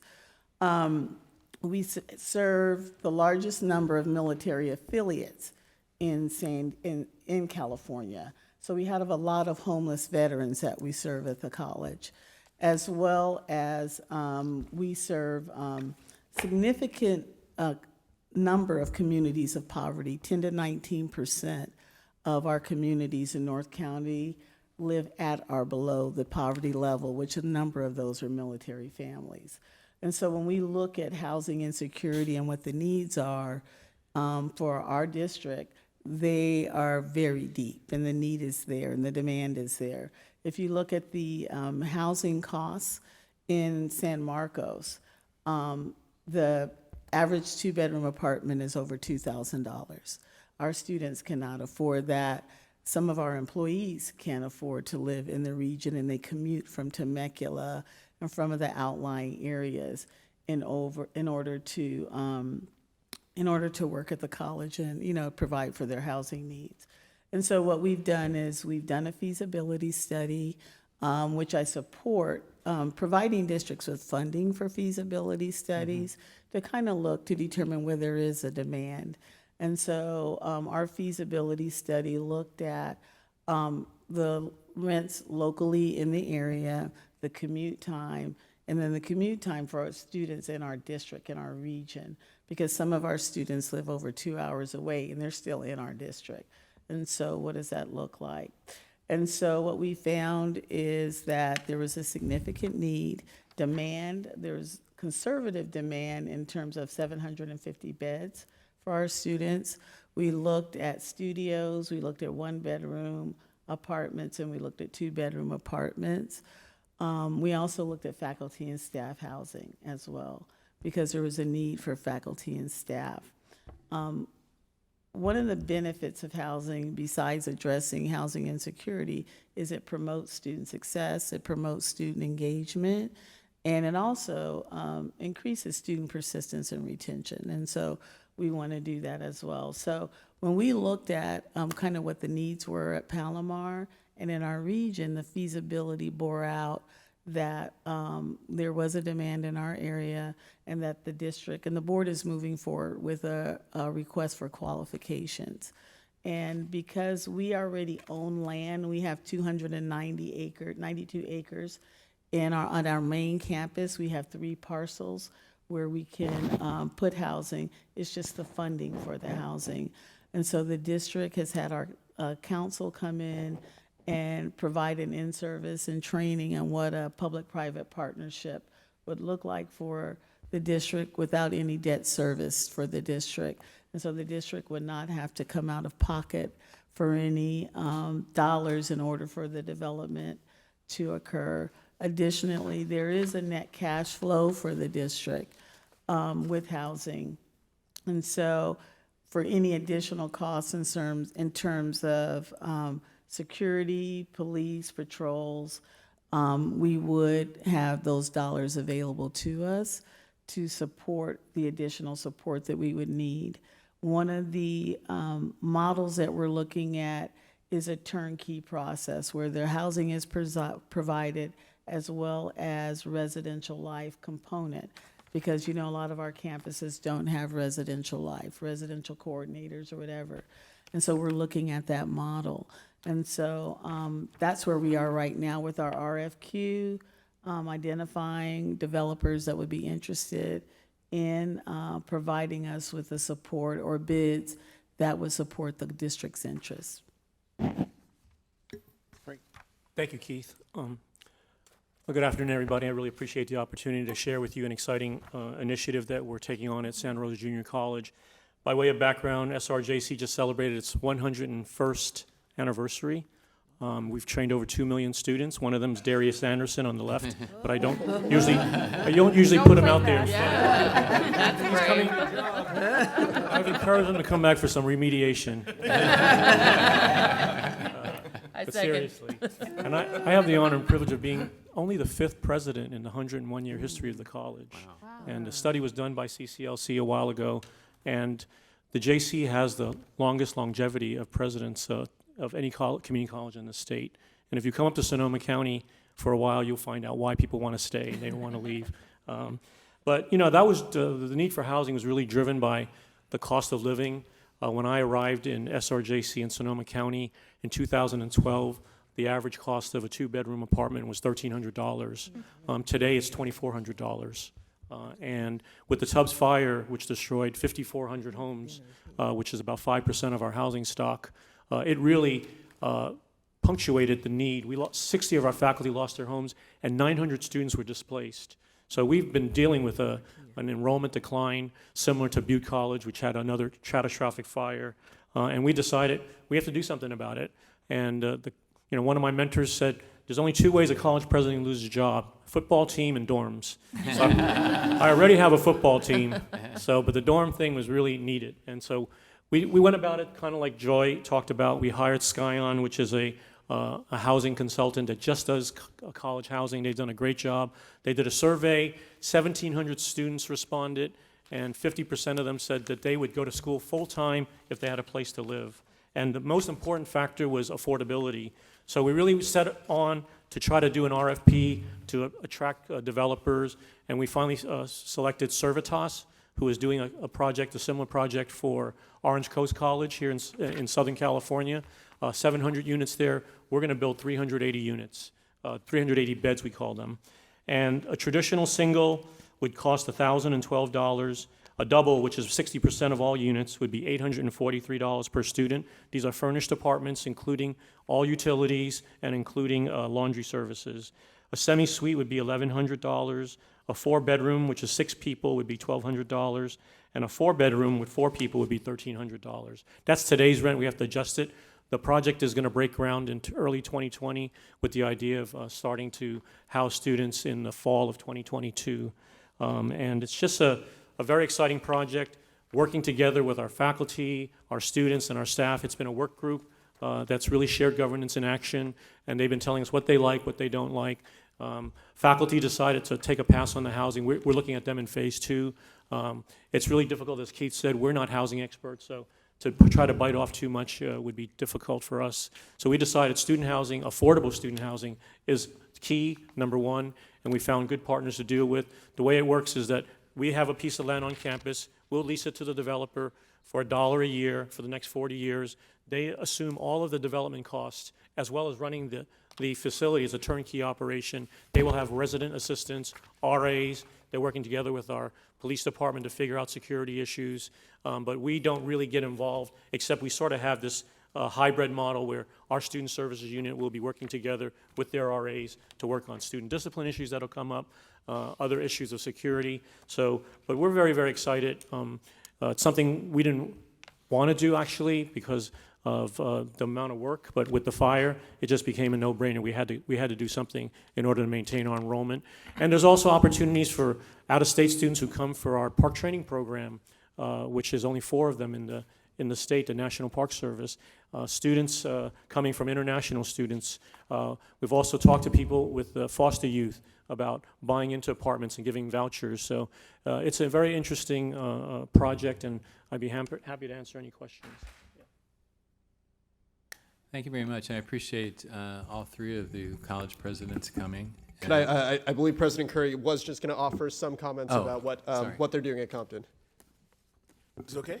Yeah. Okay. So this is an exciting topic for me to talk about for Compton College as the 114th California Community College. I love that number, just so everyone knows that. One of these I want to say is that in 2016-17, we had some students who came to my office who were talking about homeless students. And we did not have the data at the time in regards to the number of homeless students on our campus, but they had their friends who were homeless and said, Dr. Curry, what are you going to do about it? So we established a tartar support network on our campus, which includes faculty and staff and also managers to deal with the basic needs of our students. And so it has to start with a holistic approach. And we talk about the vision for success, you talk about guided pathways, we talk about the funding formula, all 3 which I support.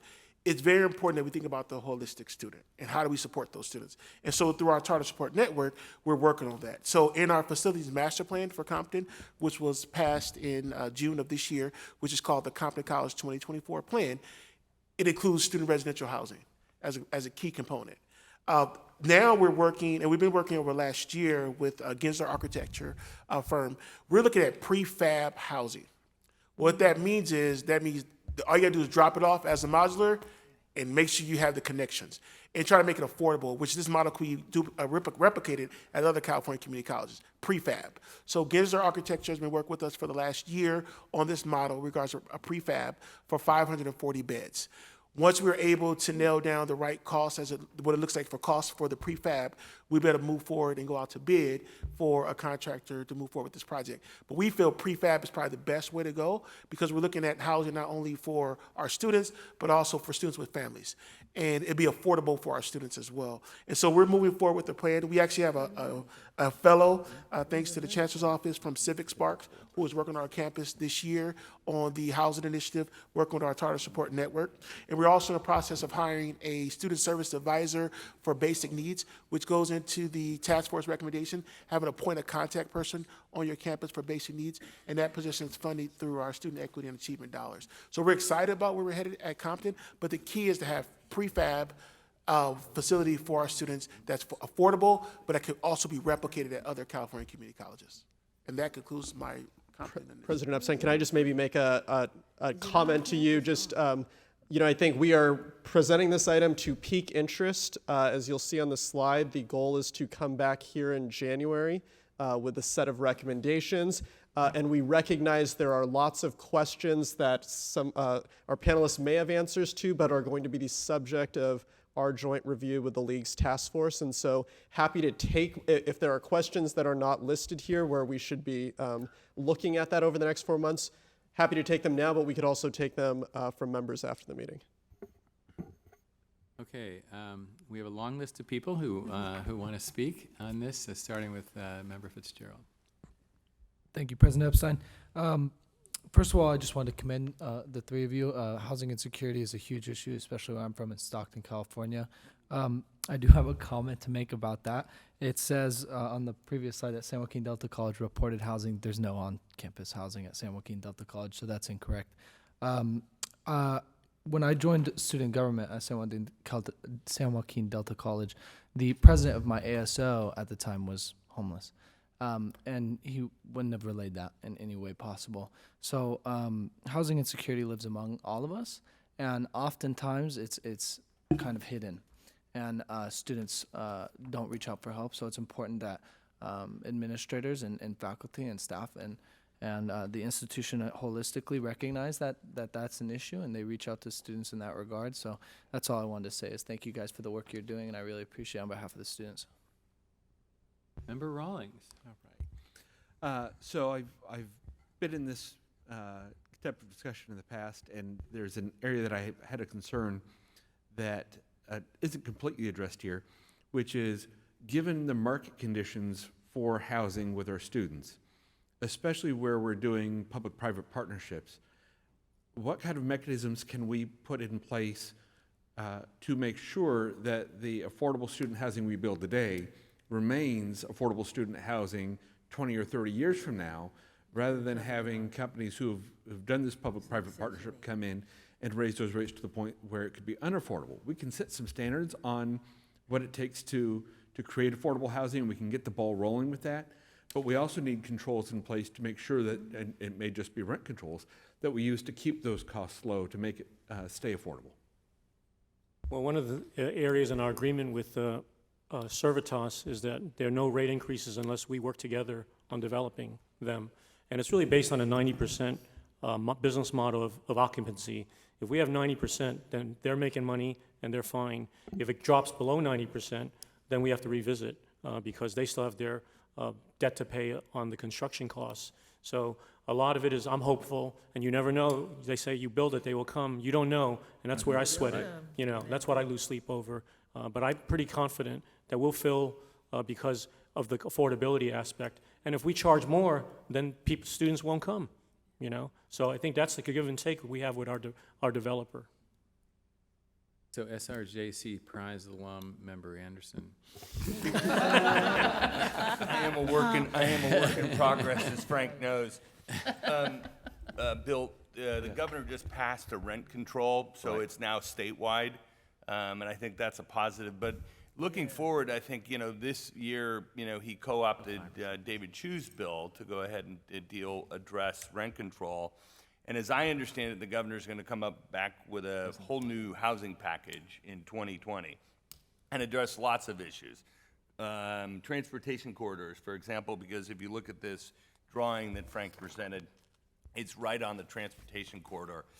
I'd just like to say, Frank, because we get the good fortune of living and working in the same community, thank you for all you're doing, because you've really done a tremendous job. I talked to him before I came on the board about this project because I was so excited about it. As many of you know, I got very active after the fires.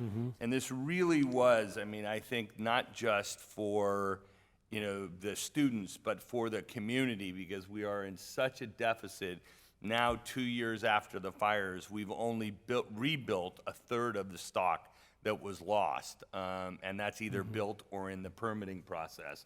So we have a long way to go. Absolutely. One of the things, and as we walk around a lot of the campuses and tour them, the architecture has traditionally been 1 or 2 stories, and I'm excited to go ahead and see that we're using modern architectural tools, and I'm very excited to hear about the fact you're working with Gensler on modular, because that's really the wave of the future. It's much more affordable. And I got to put a plug in, for my friends in labor. I just hope that when we're looking at that, we're looking at a number of the affordable modular folks that have decided to go union, because there will be bad operators, and I know there have already been problems with a few of the operators out in the Central Valley. So bravo to all of you for what you're doing.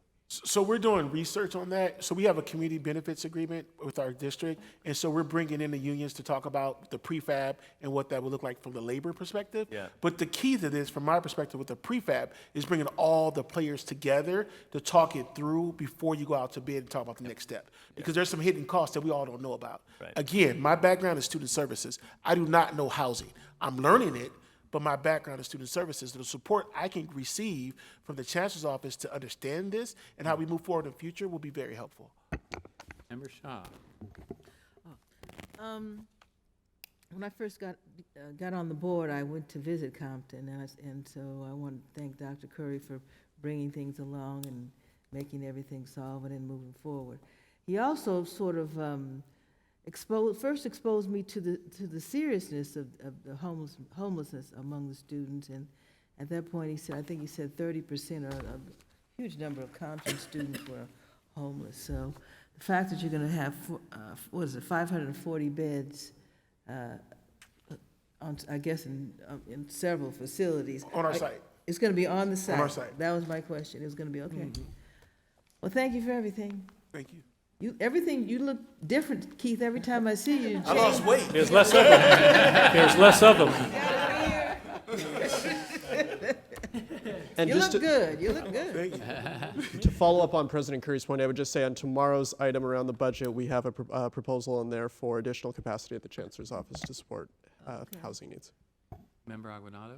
So this item in our agenda is titled Discussion on Affordable Student Housing, and I think all three of you touched upon how this issue also touches faculty and staff. And I think I've heard some stories as well about how faculty and staff are food and housing insecure. How are we considering this to be a community issue? That it's not just a holistic student issue, it's a holistic community issue. And to that end, how are we providing wraparound support services to make sure that we're not just, providing housing and thinking that's all we need to do, that there is kind of stages of involvement and work that we need. But I think I would like to see that on the key questions.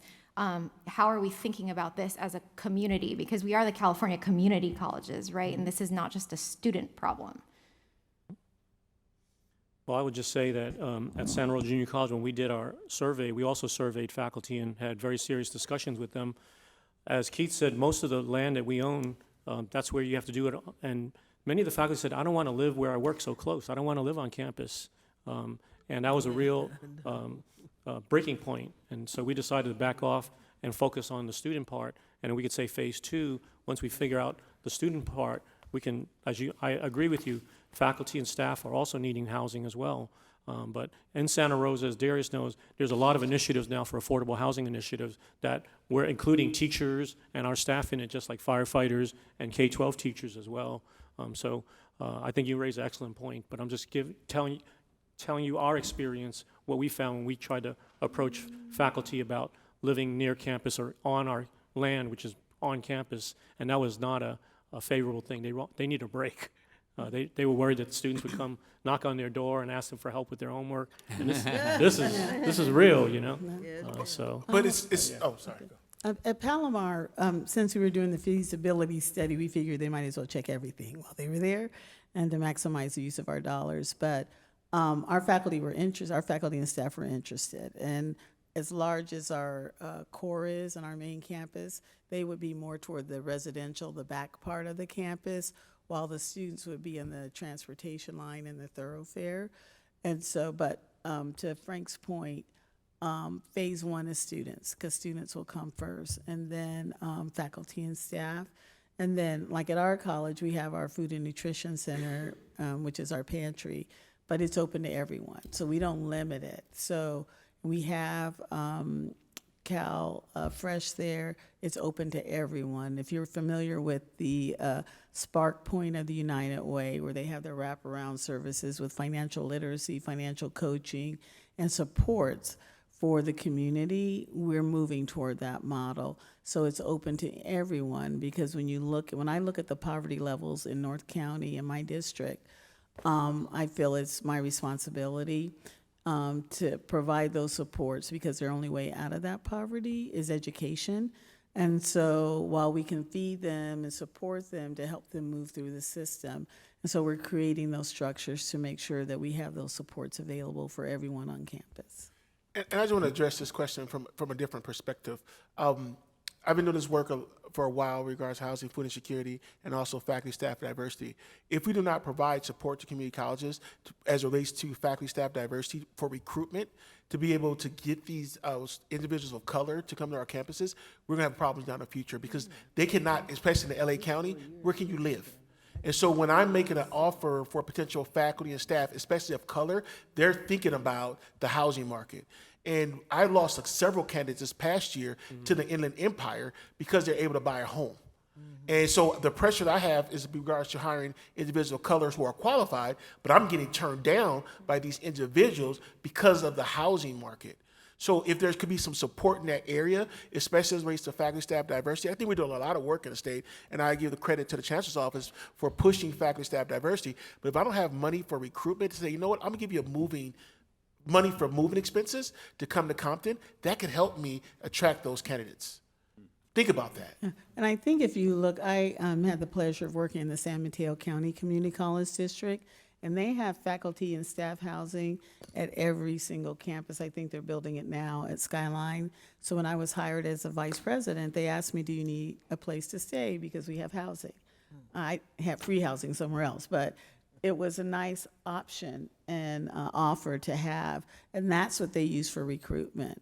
And they also have a mortgage program for employees. So those types of incentives help attract candidates and support candidates until they can get established in the area.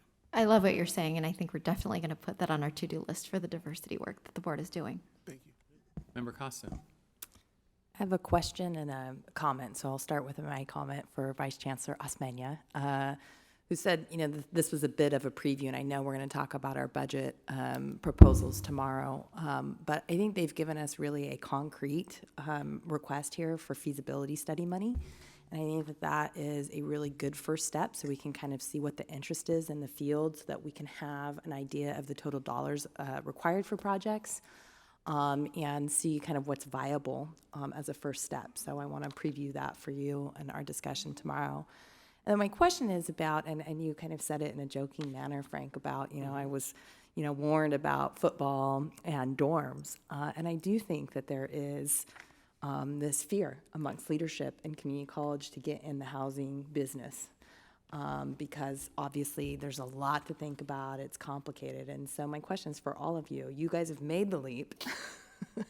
What was the deciding factor, and what do you think would convince maybe some of your colleagues to take a look? So I would like to go first on this question. So if you look at our data for Compton College over a 6-year period, our completion rate is at 35%. The students who come back the third semester is half of our students. And so when you start to look at our student success, and I said it before, I support the vision for success, I support guided pathways. If we don't address the housing and food insecurity of our students, we're gonna fail. And so I know the concerns individuals have, and even some of my colleagues in the state, regards to residential halls, but we're real serious about education and educating the new students that we have in California community colleges, because all of our students we have now are non-traditional students. So we know if a student does not have a place to sleep at night, there's no way they're gonna do that transfer level math homework at night. We know they don't have food that night to be able to do, before they study for their math test. They're not gonna study for the math test because they're hungry. So we need to start dealing with these basic needs of our students in order to improve our success of our students. And we have to be real about it and practice what we preach. And for us, it was a leap of faith, We are taking a risk, but, nothing ventured, nothing gained.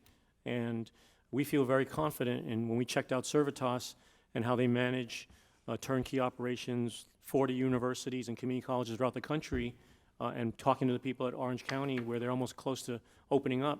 We feel a certain amount of confidence and chemistry with them, where they listen to us. And we have a very, very strong student services team that just by coincidence has residential housing experience from previous jobs. So that to me gives me some comfort that we have some internal expertise in that area, even though that dean won't be running the housing piece, but he can talk to the issues that he saw at other places And we're talking to Sonoma State, which is our neighbor college, and they have a very robust residence hall life, and they've offered their expertise to help us as well. For Palomar, part of the deciding factor for us, I think you all might have heard from our student Anthony White, who's talked about the overnight parking and wanting the college to look at that and supporting AB 302. But for us, when we looked at the data and we looked at the number of homeless veterans and the number of military families that were in distress, it was incumbent upon us to say, you know what, these folks have served this country. They have fought and sacrificed so we can enjoy the freedoms of education, higher education, and the least we can do is to look at student housing for them, and because that's a large portion of our population, as well as some of our other marginalized communities. And just for me as a superintendent president, it's an indictment against us as a society. If our veterans come home and they get their GI Bill, but they have nowhere to stay, and they're sleeping in their cars or they're sleeping on the street. And so as an institution that serves the largest number of military affiliates in the state, we have a responsibility to serve them and support them. One thing I'd like to add is we're also looking at transitional housing. So we're partnering with our local hotels to get discount rates. So while students are in transition, until their financial aid comes in, until their veterans benefits come in, until they can get settled, the hotels are willing to give us a reduced rate for those students. And so it's a nice, safe shelter, plus Marriott. Residents at Marriott gives you breakfast too. But we're looking for donors to support that. And so we're approaching donors, and we've kind of costed out how much is that to support a student for 2, 3, 4 weeks until we can move forward with our housing and get our housing project up. So, I got you, but Villalobos. You got what Tom had. Yeah. So this is actually a perfect segue. So I worked in the veteran space for a number of years in dealing with housing, mental health, and employment programs with the veteran population. And as you know, when Prop 41 was passed a few years back, the idea was to take $600 million and give developers the opportunity to apply for funds to create affordable housing for vets while partnering with a nonprofit organization that could provide the services the veteran population needed. Along with that, you have that, you have SSVF services, which, you're familiar with. Have you looked into the potential to leverage some of those resources and maybe get a developer to partner with one of your local nonprofit organizations and maybe launch a project that would allow them to build affordable housing for the veteran population on site? I mean, of course, property ownership is probably the most challenging factor there, but if the property is already owned by the school and that can become an opportunity to house some of the veterans that are struggling with housing in your area. And I know I mentioned you because I know Palomar serves a lot of veterans in that area. And as we talk about veterans homelessness, I know that a number of colleges, even in LA County, have conducted unofficial surveys to see how many of their veterans are struggling with housing, and some of them are up in the 44 to 50%. Right. So this could be an opportunity to actually take a look at state funding that was allocated for that purpose. Now, I don't know what the legalities of it would be in terms of, building affordable housing for vets on a campus, but it definitely sounds like there may be an opportunity there to leverage some of the resources that already exist instead of having to come up with the money elsewhere. One of the things, we had a donor who wanted us to put together a proposal for $10 million for transitional housing for veterans, and then have veterans housing. But because we're an open access institution, it was just providing housing for everyone. And so we didn't limit our scope to just veterans, but we were looking at transitional support for them, but we can look at that and explore those options. But we are courting donors to help provide us funding in the transition. And we have support in our community. It's just connecting with the right donors. And I would just, maybe a broader issue, you know, a variety of local jurisdictions have access to a variety of housing programs, housing funds. I think one of the things that we need to figure out as a system is how do we develop expertise to build partnerships across those jurisdictions to support the cost of these projects. I just want, we have a few more people to talk. I just want to say we're coming up to a deadline where we have to get out of here, and we have 4 college presidents that want to speak on a different item that we want to give them a chance to speak before we have to leave here. So, Member Zaragoza. Mine should be super quick. So my first one is, are there students on the task force for the league? Yes, there are students on it. Okay, cool, perfect. And then my second one is, I was having conversations with the UC student regents about, I guess, the possibility of developing partnerships with local CSUs and UCs for shared housing opportunities, and if any of you have looked into that. Yeah, it's interesting you asked that because Sonoma State purchased a townhouse condominiums and for their workers, not for students, and they're seeking to see if any of our employees or faculty would be interested in renting. But the CSU 2 bedrooms are like $3,000. They're quite high, so it's not a good price point for our staff and faculty. But we could talk to them.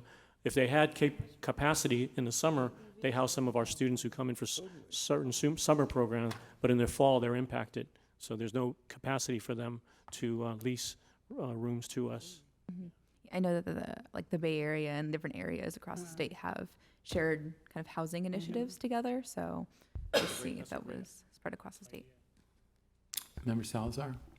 I can keep it super brief. I think both a recommendation and a comment. I think first to President Curry, to the extent that we haven't already, if we're maximizing HHH dollars to local investments in housing, both through the city and the county, 1, and then 2, I think just for consideration, and thank you for your leadership on this issue. I'm just curious how this will continue to support non-traditional students, particularly those who may have families or others who may rely equally on housing. That's all. And maybe just something to noodle with in the interest of time. And just to put out there, just with some of the questions, I think the feasibility study is critical for community colleges, so you'll be able to look into this. Professional development for CEOs as relates to public-private partnerships, the ups and the downs as relates to it. The third one would be providing additional support to the California Community College Chancellor's Office to begin building the inventory of all the different potential partnerships for college presidents to explore. For example, I've met with our county representatives about different options for housing, but those options really didn't work for our institution. But knowing all the options that are there, so that you can bring all the parties together to be able to have an informed conversation of how to move forward next. And also a question about the veterans, how do you do that in this environment as well, with your campus, and try to create those partnerships? I think the key is to have that inventory. If someone's able to work on that for the different counties and to be able to provide that information to college presidents will be very helpful. And it's just a start, but I think there's so many more questions that that needs to be answered as well. Okay, Member Creel. Yeah, I'm just building on that point. I mean, I think just getting a sense of the best practices. I mean, you all, as you said a couple times, this is not your field, but you've learned a lot, and I'm sure that there are a lot of folks across the system, a lot of presidents and chancellors, others that are probably struggling and thinking about that. And so, to me, it seems like something that we could do to provide that support to folks, to figure out the lessons learned that you all have had and the creative ways that you all are trying to use all the dollars and partnerships and opportunities out there. I think would be a great service to the system and to folks around the state. Well, and perhaps there's things outside of the state as well we can learn from. I want to thank all 3 presidents for coming in and spending the afternoon with us. I do want to give a shout out to President Chong, who I know has been working with Habitat for Humanity up there. A friend of mine is involved in that and has students involved in their work, and that seems to be going well. And I'm thanks really for putting this happy together to with hear them. that, and congratulations. We're trying to get a $9 million FEMA grant to do prefab housing for homeless folks using our students. So. Great. Thank you. So we're going to now move right to public comment. We know there are several college presidents who wanted to speak on an issue that we're going to discuss tomorrow, but they can raise it today. I think okay. But well, let's.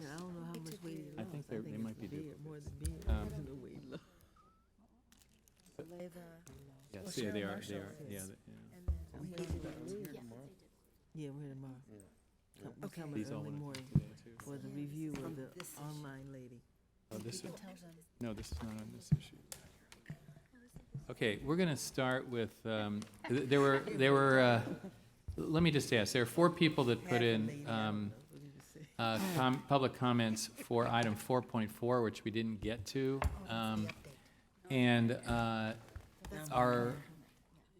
But there's also 3 for public comment, and I think there's some duplication, but the ones who are, we'll call them all out, and anybody who wants to speak may speak.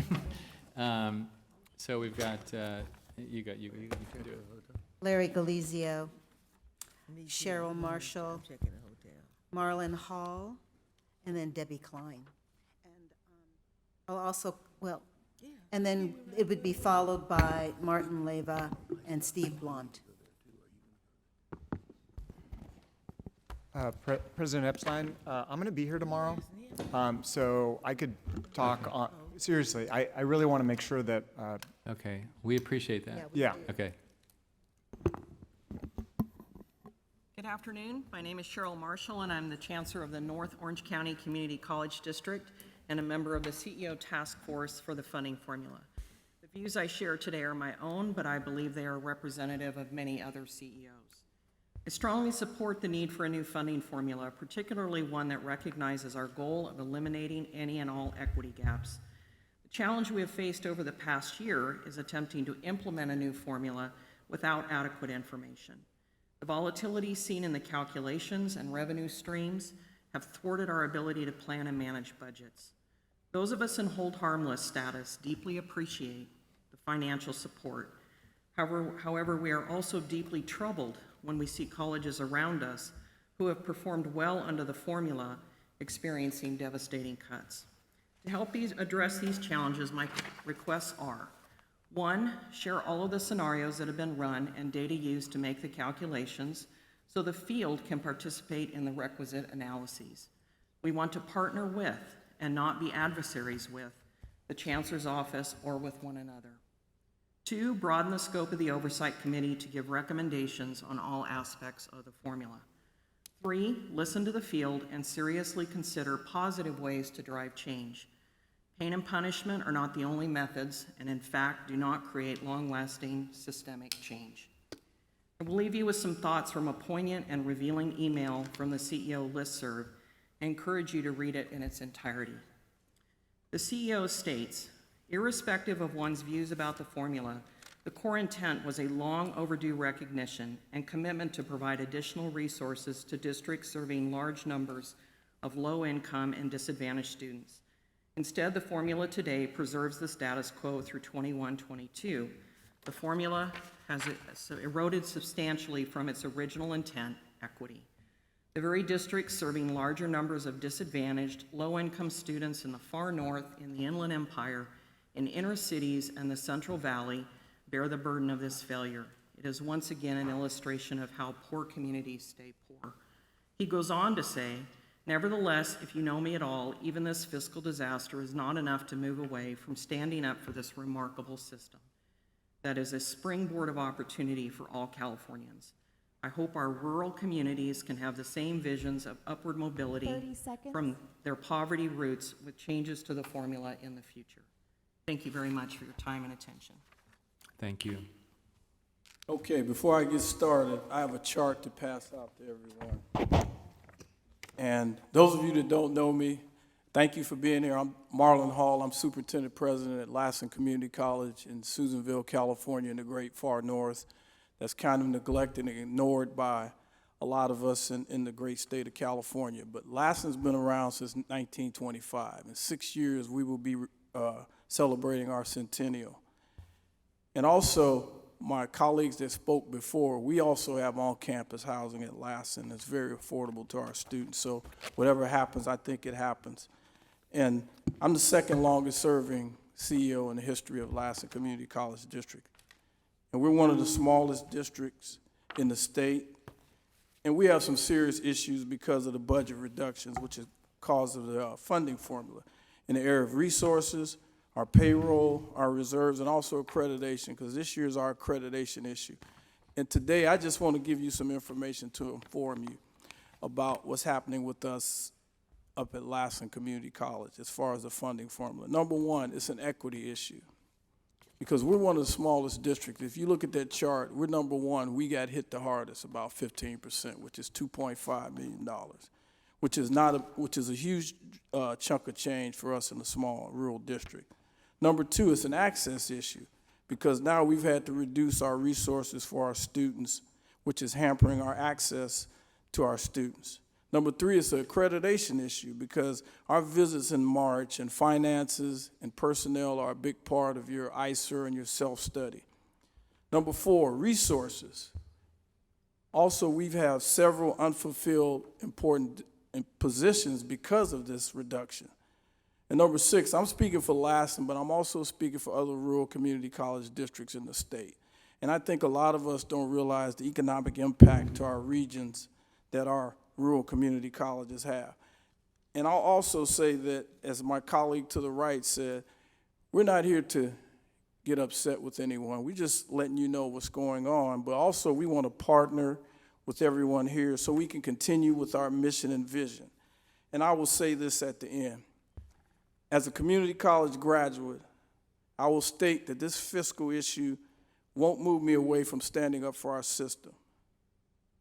And I hope all of our students can have the same prospects of upward mobility like I had, and the future changes with the future changes to the funding formula. Because as Chancellor Oakley stated earlier, and I'll paraphrase you on this one, Chancellor Oakley, this is critical to the future of Lassen and Modoc counties, and also to the great state of California. Thank you. Thank you.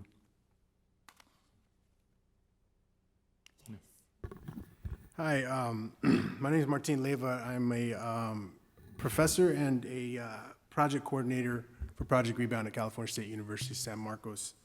Unfortunately, I can't be here tomorrow, so I'm here to speak on item 2.9, budget and legislation, especially primarily budget for incarcerated and formerly incarcerated students.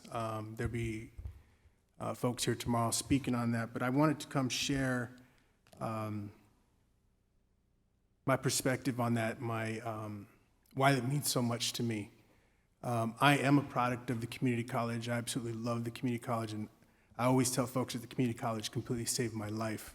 In 2007, I came home from prison, not knowing what I was going to do, but yet feeling like some change is ready to happen for me. I came home from prison, and shortly after 3 months, lost 4 jobs due to convictions on my record, found my way to Santa Barbara City College, and that opened my eyes to what education can do for me. I was terrified, I was scared, I was anxious, I was nervous. This is completely foreign territory for me. Most of my life had spent inside some type of jail cell or prison cell, and I was completely terrified. But I found my home in the community college only because the summer of 2008, I founded a program at Santa Barbara City College called Transitions. Transitions is a program that is still in existence today. It's a cohort model of education for formerly incarcerated and system-impacted students. Since I began that program, it's been replicated both at Miracosta and Palomar College, which is going into their 3rd year of transitions. Through that program, we've helped over 500 formerly incarcerated students find education as a means of reentry. Of those 500, 80 to 85% have not gone back to jail or prison. And we know that in the state of California, our recidivism rate runs at about 70 to 71%. I think that item 2.9 is very important. I feel like, for someone like me, And by the way, I do feel like a sore thumb up here. But I'm just saying, I've always felt like that walking into community college. I've been able to get my associate's degree, my bachelor's degree in psychology, my master's degree in sociology, only because of the support of the community college. And I really feel that item 2.9, if you could take it into consideration, would really do a lot for a lot of people in the state of California. Thank you. Thank you very much. And we have a Steve Blunt.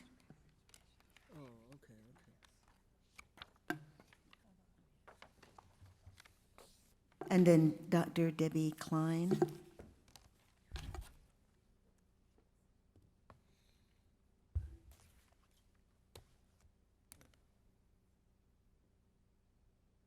Good afternoon, good evening, good dinner time. I am Stephen T. Blount, and you pronounce Blount as in you can count on Blount. I'm from Rhode Island, and that's how you pronounce it in Rhode Island. No apologies expected from Vice Chancellor or the Vice President. Anyway, I am a trustee for the North Orange County Community College District. I'm here to ask your help however way you can to stop the building of a football stadium at Fullerton College. The neighbors across the street from the proposed stadium have taken up opposition from the standpoint of noise, light, air, and traffic pollution. A gentleman that has successfully presented, argued, and negotiated 5 or more computing-related patents on his behalf has taken up opposition to the stadium by pointing out that the EIR is so badly flawed, inadequate, and does not address the purpose of the EIR to the point that the EIR should be rejected from a legal standpoint. My areas of opposition are countering the ridiculous reasons that a stadium at Fullerton College is needed, offering legitimate other options than the stadium at Fullerton College to play home games, and making the case for more pressing, urgent needs for using $6 million needed to build the stadium. It's a new stadium, it's not a replacement stadium, it's not refurbishing or renovating. It's a new stadium for $6 million. What can you get for that? Anyway, moving on. The $6 million is needed that is needed to build the stadium could be used to fund the housing for 3,865 homeless students at Fullerton College, for serving the 13,809 Fullerton College students that have housing insecurities, and the 11,187 Fullerton College students that have food insecurity, and also an adequate Veterans Resource and Support Center for Fullerton College that was insincerely promised as part of Measure J, Passage Promotion. A campaign piece came out that a reasonable and prudent person in a court of law would conclude that this magnificent building was the whole Veterans Center, and it's only a renovated 40 by 60 space. My presentation, which Christina has the 50 copies of the complete presentation, 30 seconds, is done in a business blast format. Bang, a point. Next paragraph, bang, another point. Not counting the pictures, there are 13 pages of bang, bang, bang. I have the prescribed 50 copies of my written presentation that, as I said, Christina has, that are stapled in 2 bound copies, one for Chancellor Oakley and one for President Epstein. As Paul Harvey would say, thanks for listening. Thank you. Good afternoon. President Epstein, Vice President Haynes, Chancellor Oakley, Board of Trustees. My name is Debbie Klein, and I'm here with the Faculty Association of California Community Colleges. I was just going to join my colleagues in making a few comments about the student-centered funding formula, if I may. So, much like our colleagues already said, our students are harmed when districts don't have predictable revenue, which is the case right now across the system. Of course, this impacts faculty negotiations and how many courses and student services we're able to offer. FAC is thrilled for the opportunity to be engaged in the conversation with the Oversight Committee about incorporating a cost of living adjustment into the supplemental allocation. We would respectfully recommend that the Board of Governors recommend to the legislature the inclusion of a cost of living adjustment. The current funding formula punishes low-income students who live in high-cost districts. We're concerned that the funding formula is not genuinely student-centered if it leaves out a cost of living adjustment. Recent research shows that over 20% of Bay Area students are facing homelessness and housing insecurity, which we've just been hearing a lot about. It's probably more than that, at some point during their tenure as our students. These are students who are not being equitably served under the current funding formula, including the rural students, whom we just heard about in Lassen and also in my home college, Gavilan College in Gilroy. The research shows and this is another point altogether, but regarding the funding formula, the research shows conclusively that performance-based funding harms students and institutions, and FACT respectfully recommends that the Board of Governors recommend the removal of the 10% performance-based funding allocation from future iterations of the funding formula. Thanks. Thank you. And with that, we are completed for the day, and we will reconvene at 8:30? Yes, 8:30 tomorrow, but we'll go into an executive session, so we probably won't be doing much in public before 9. Thank you.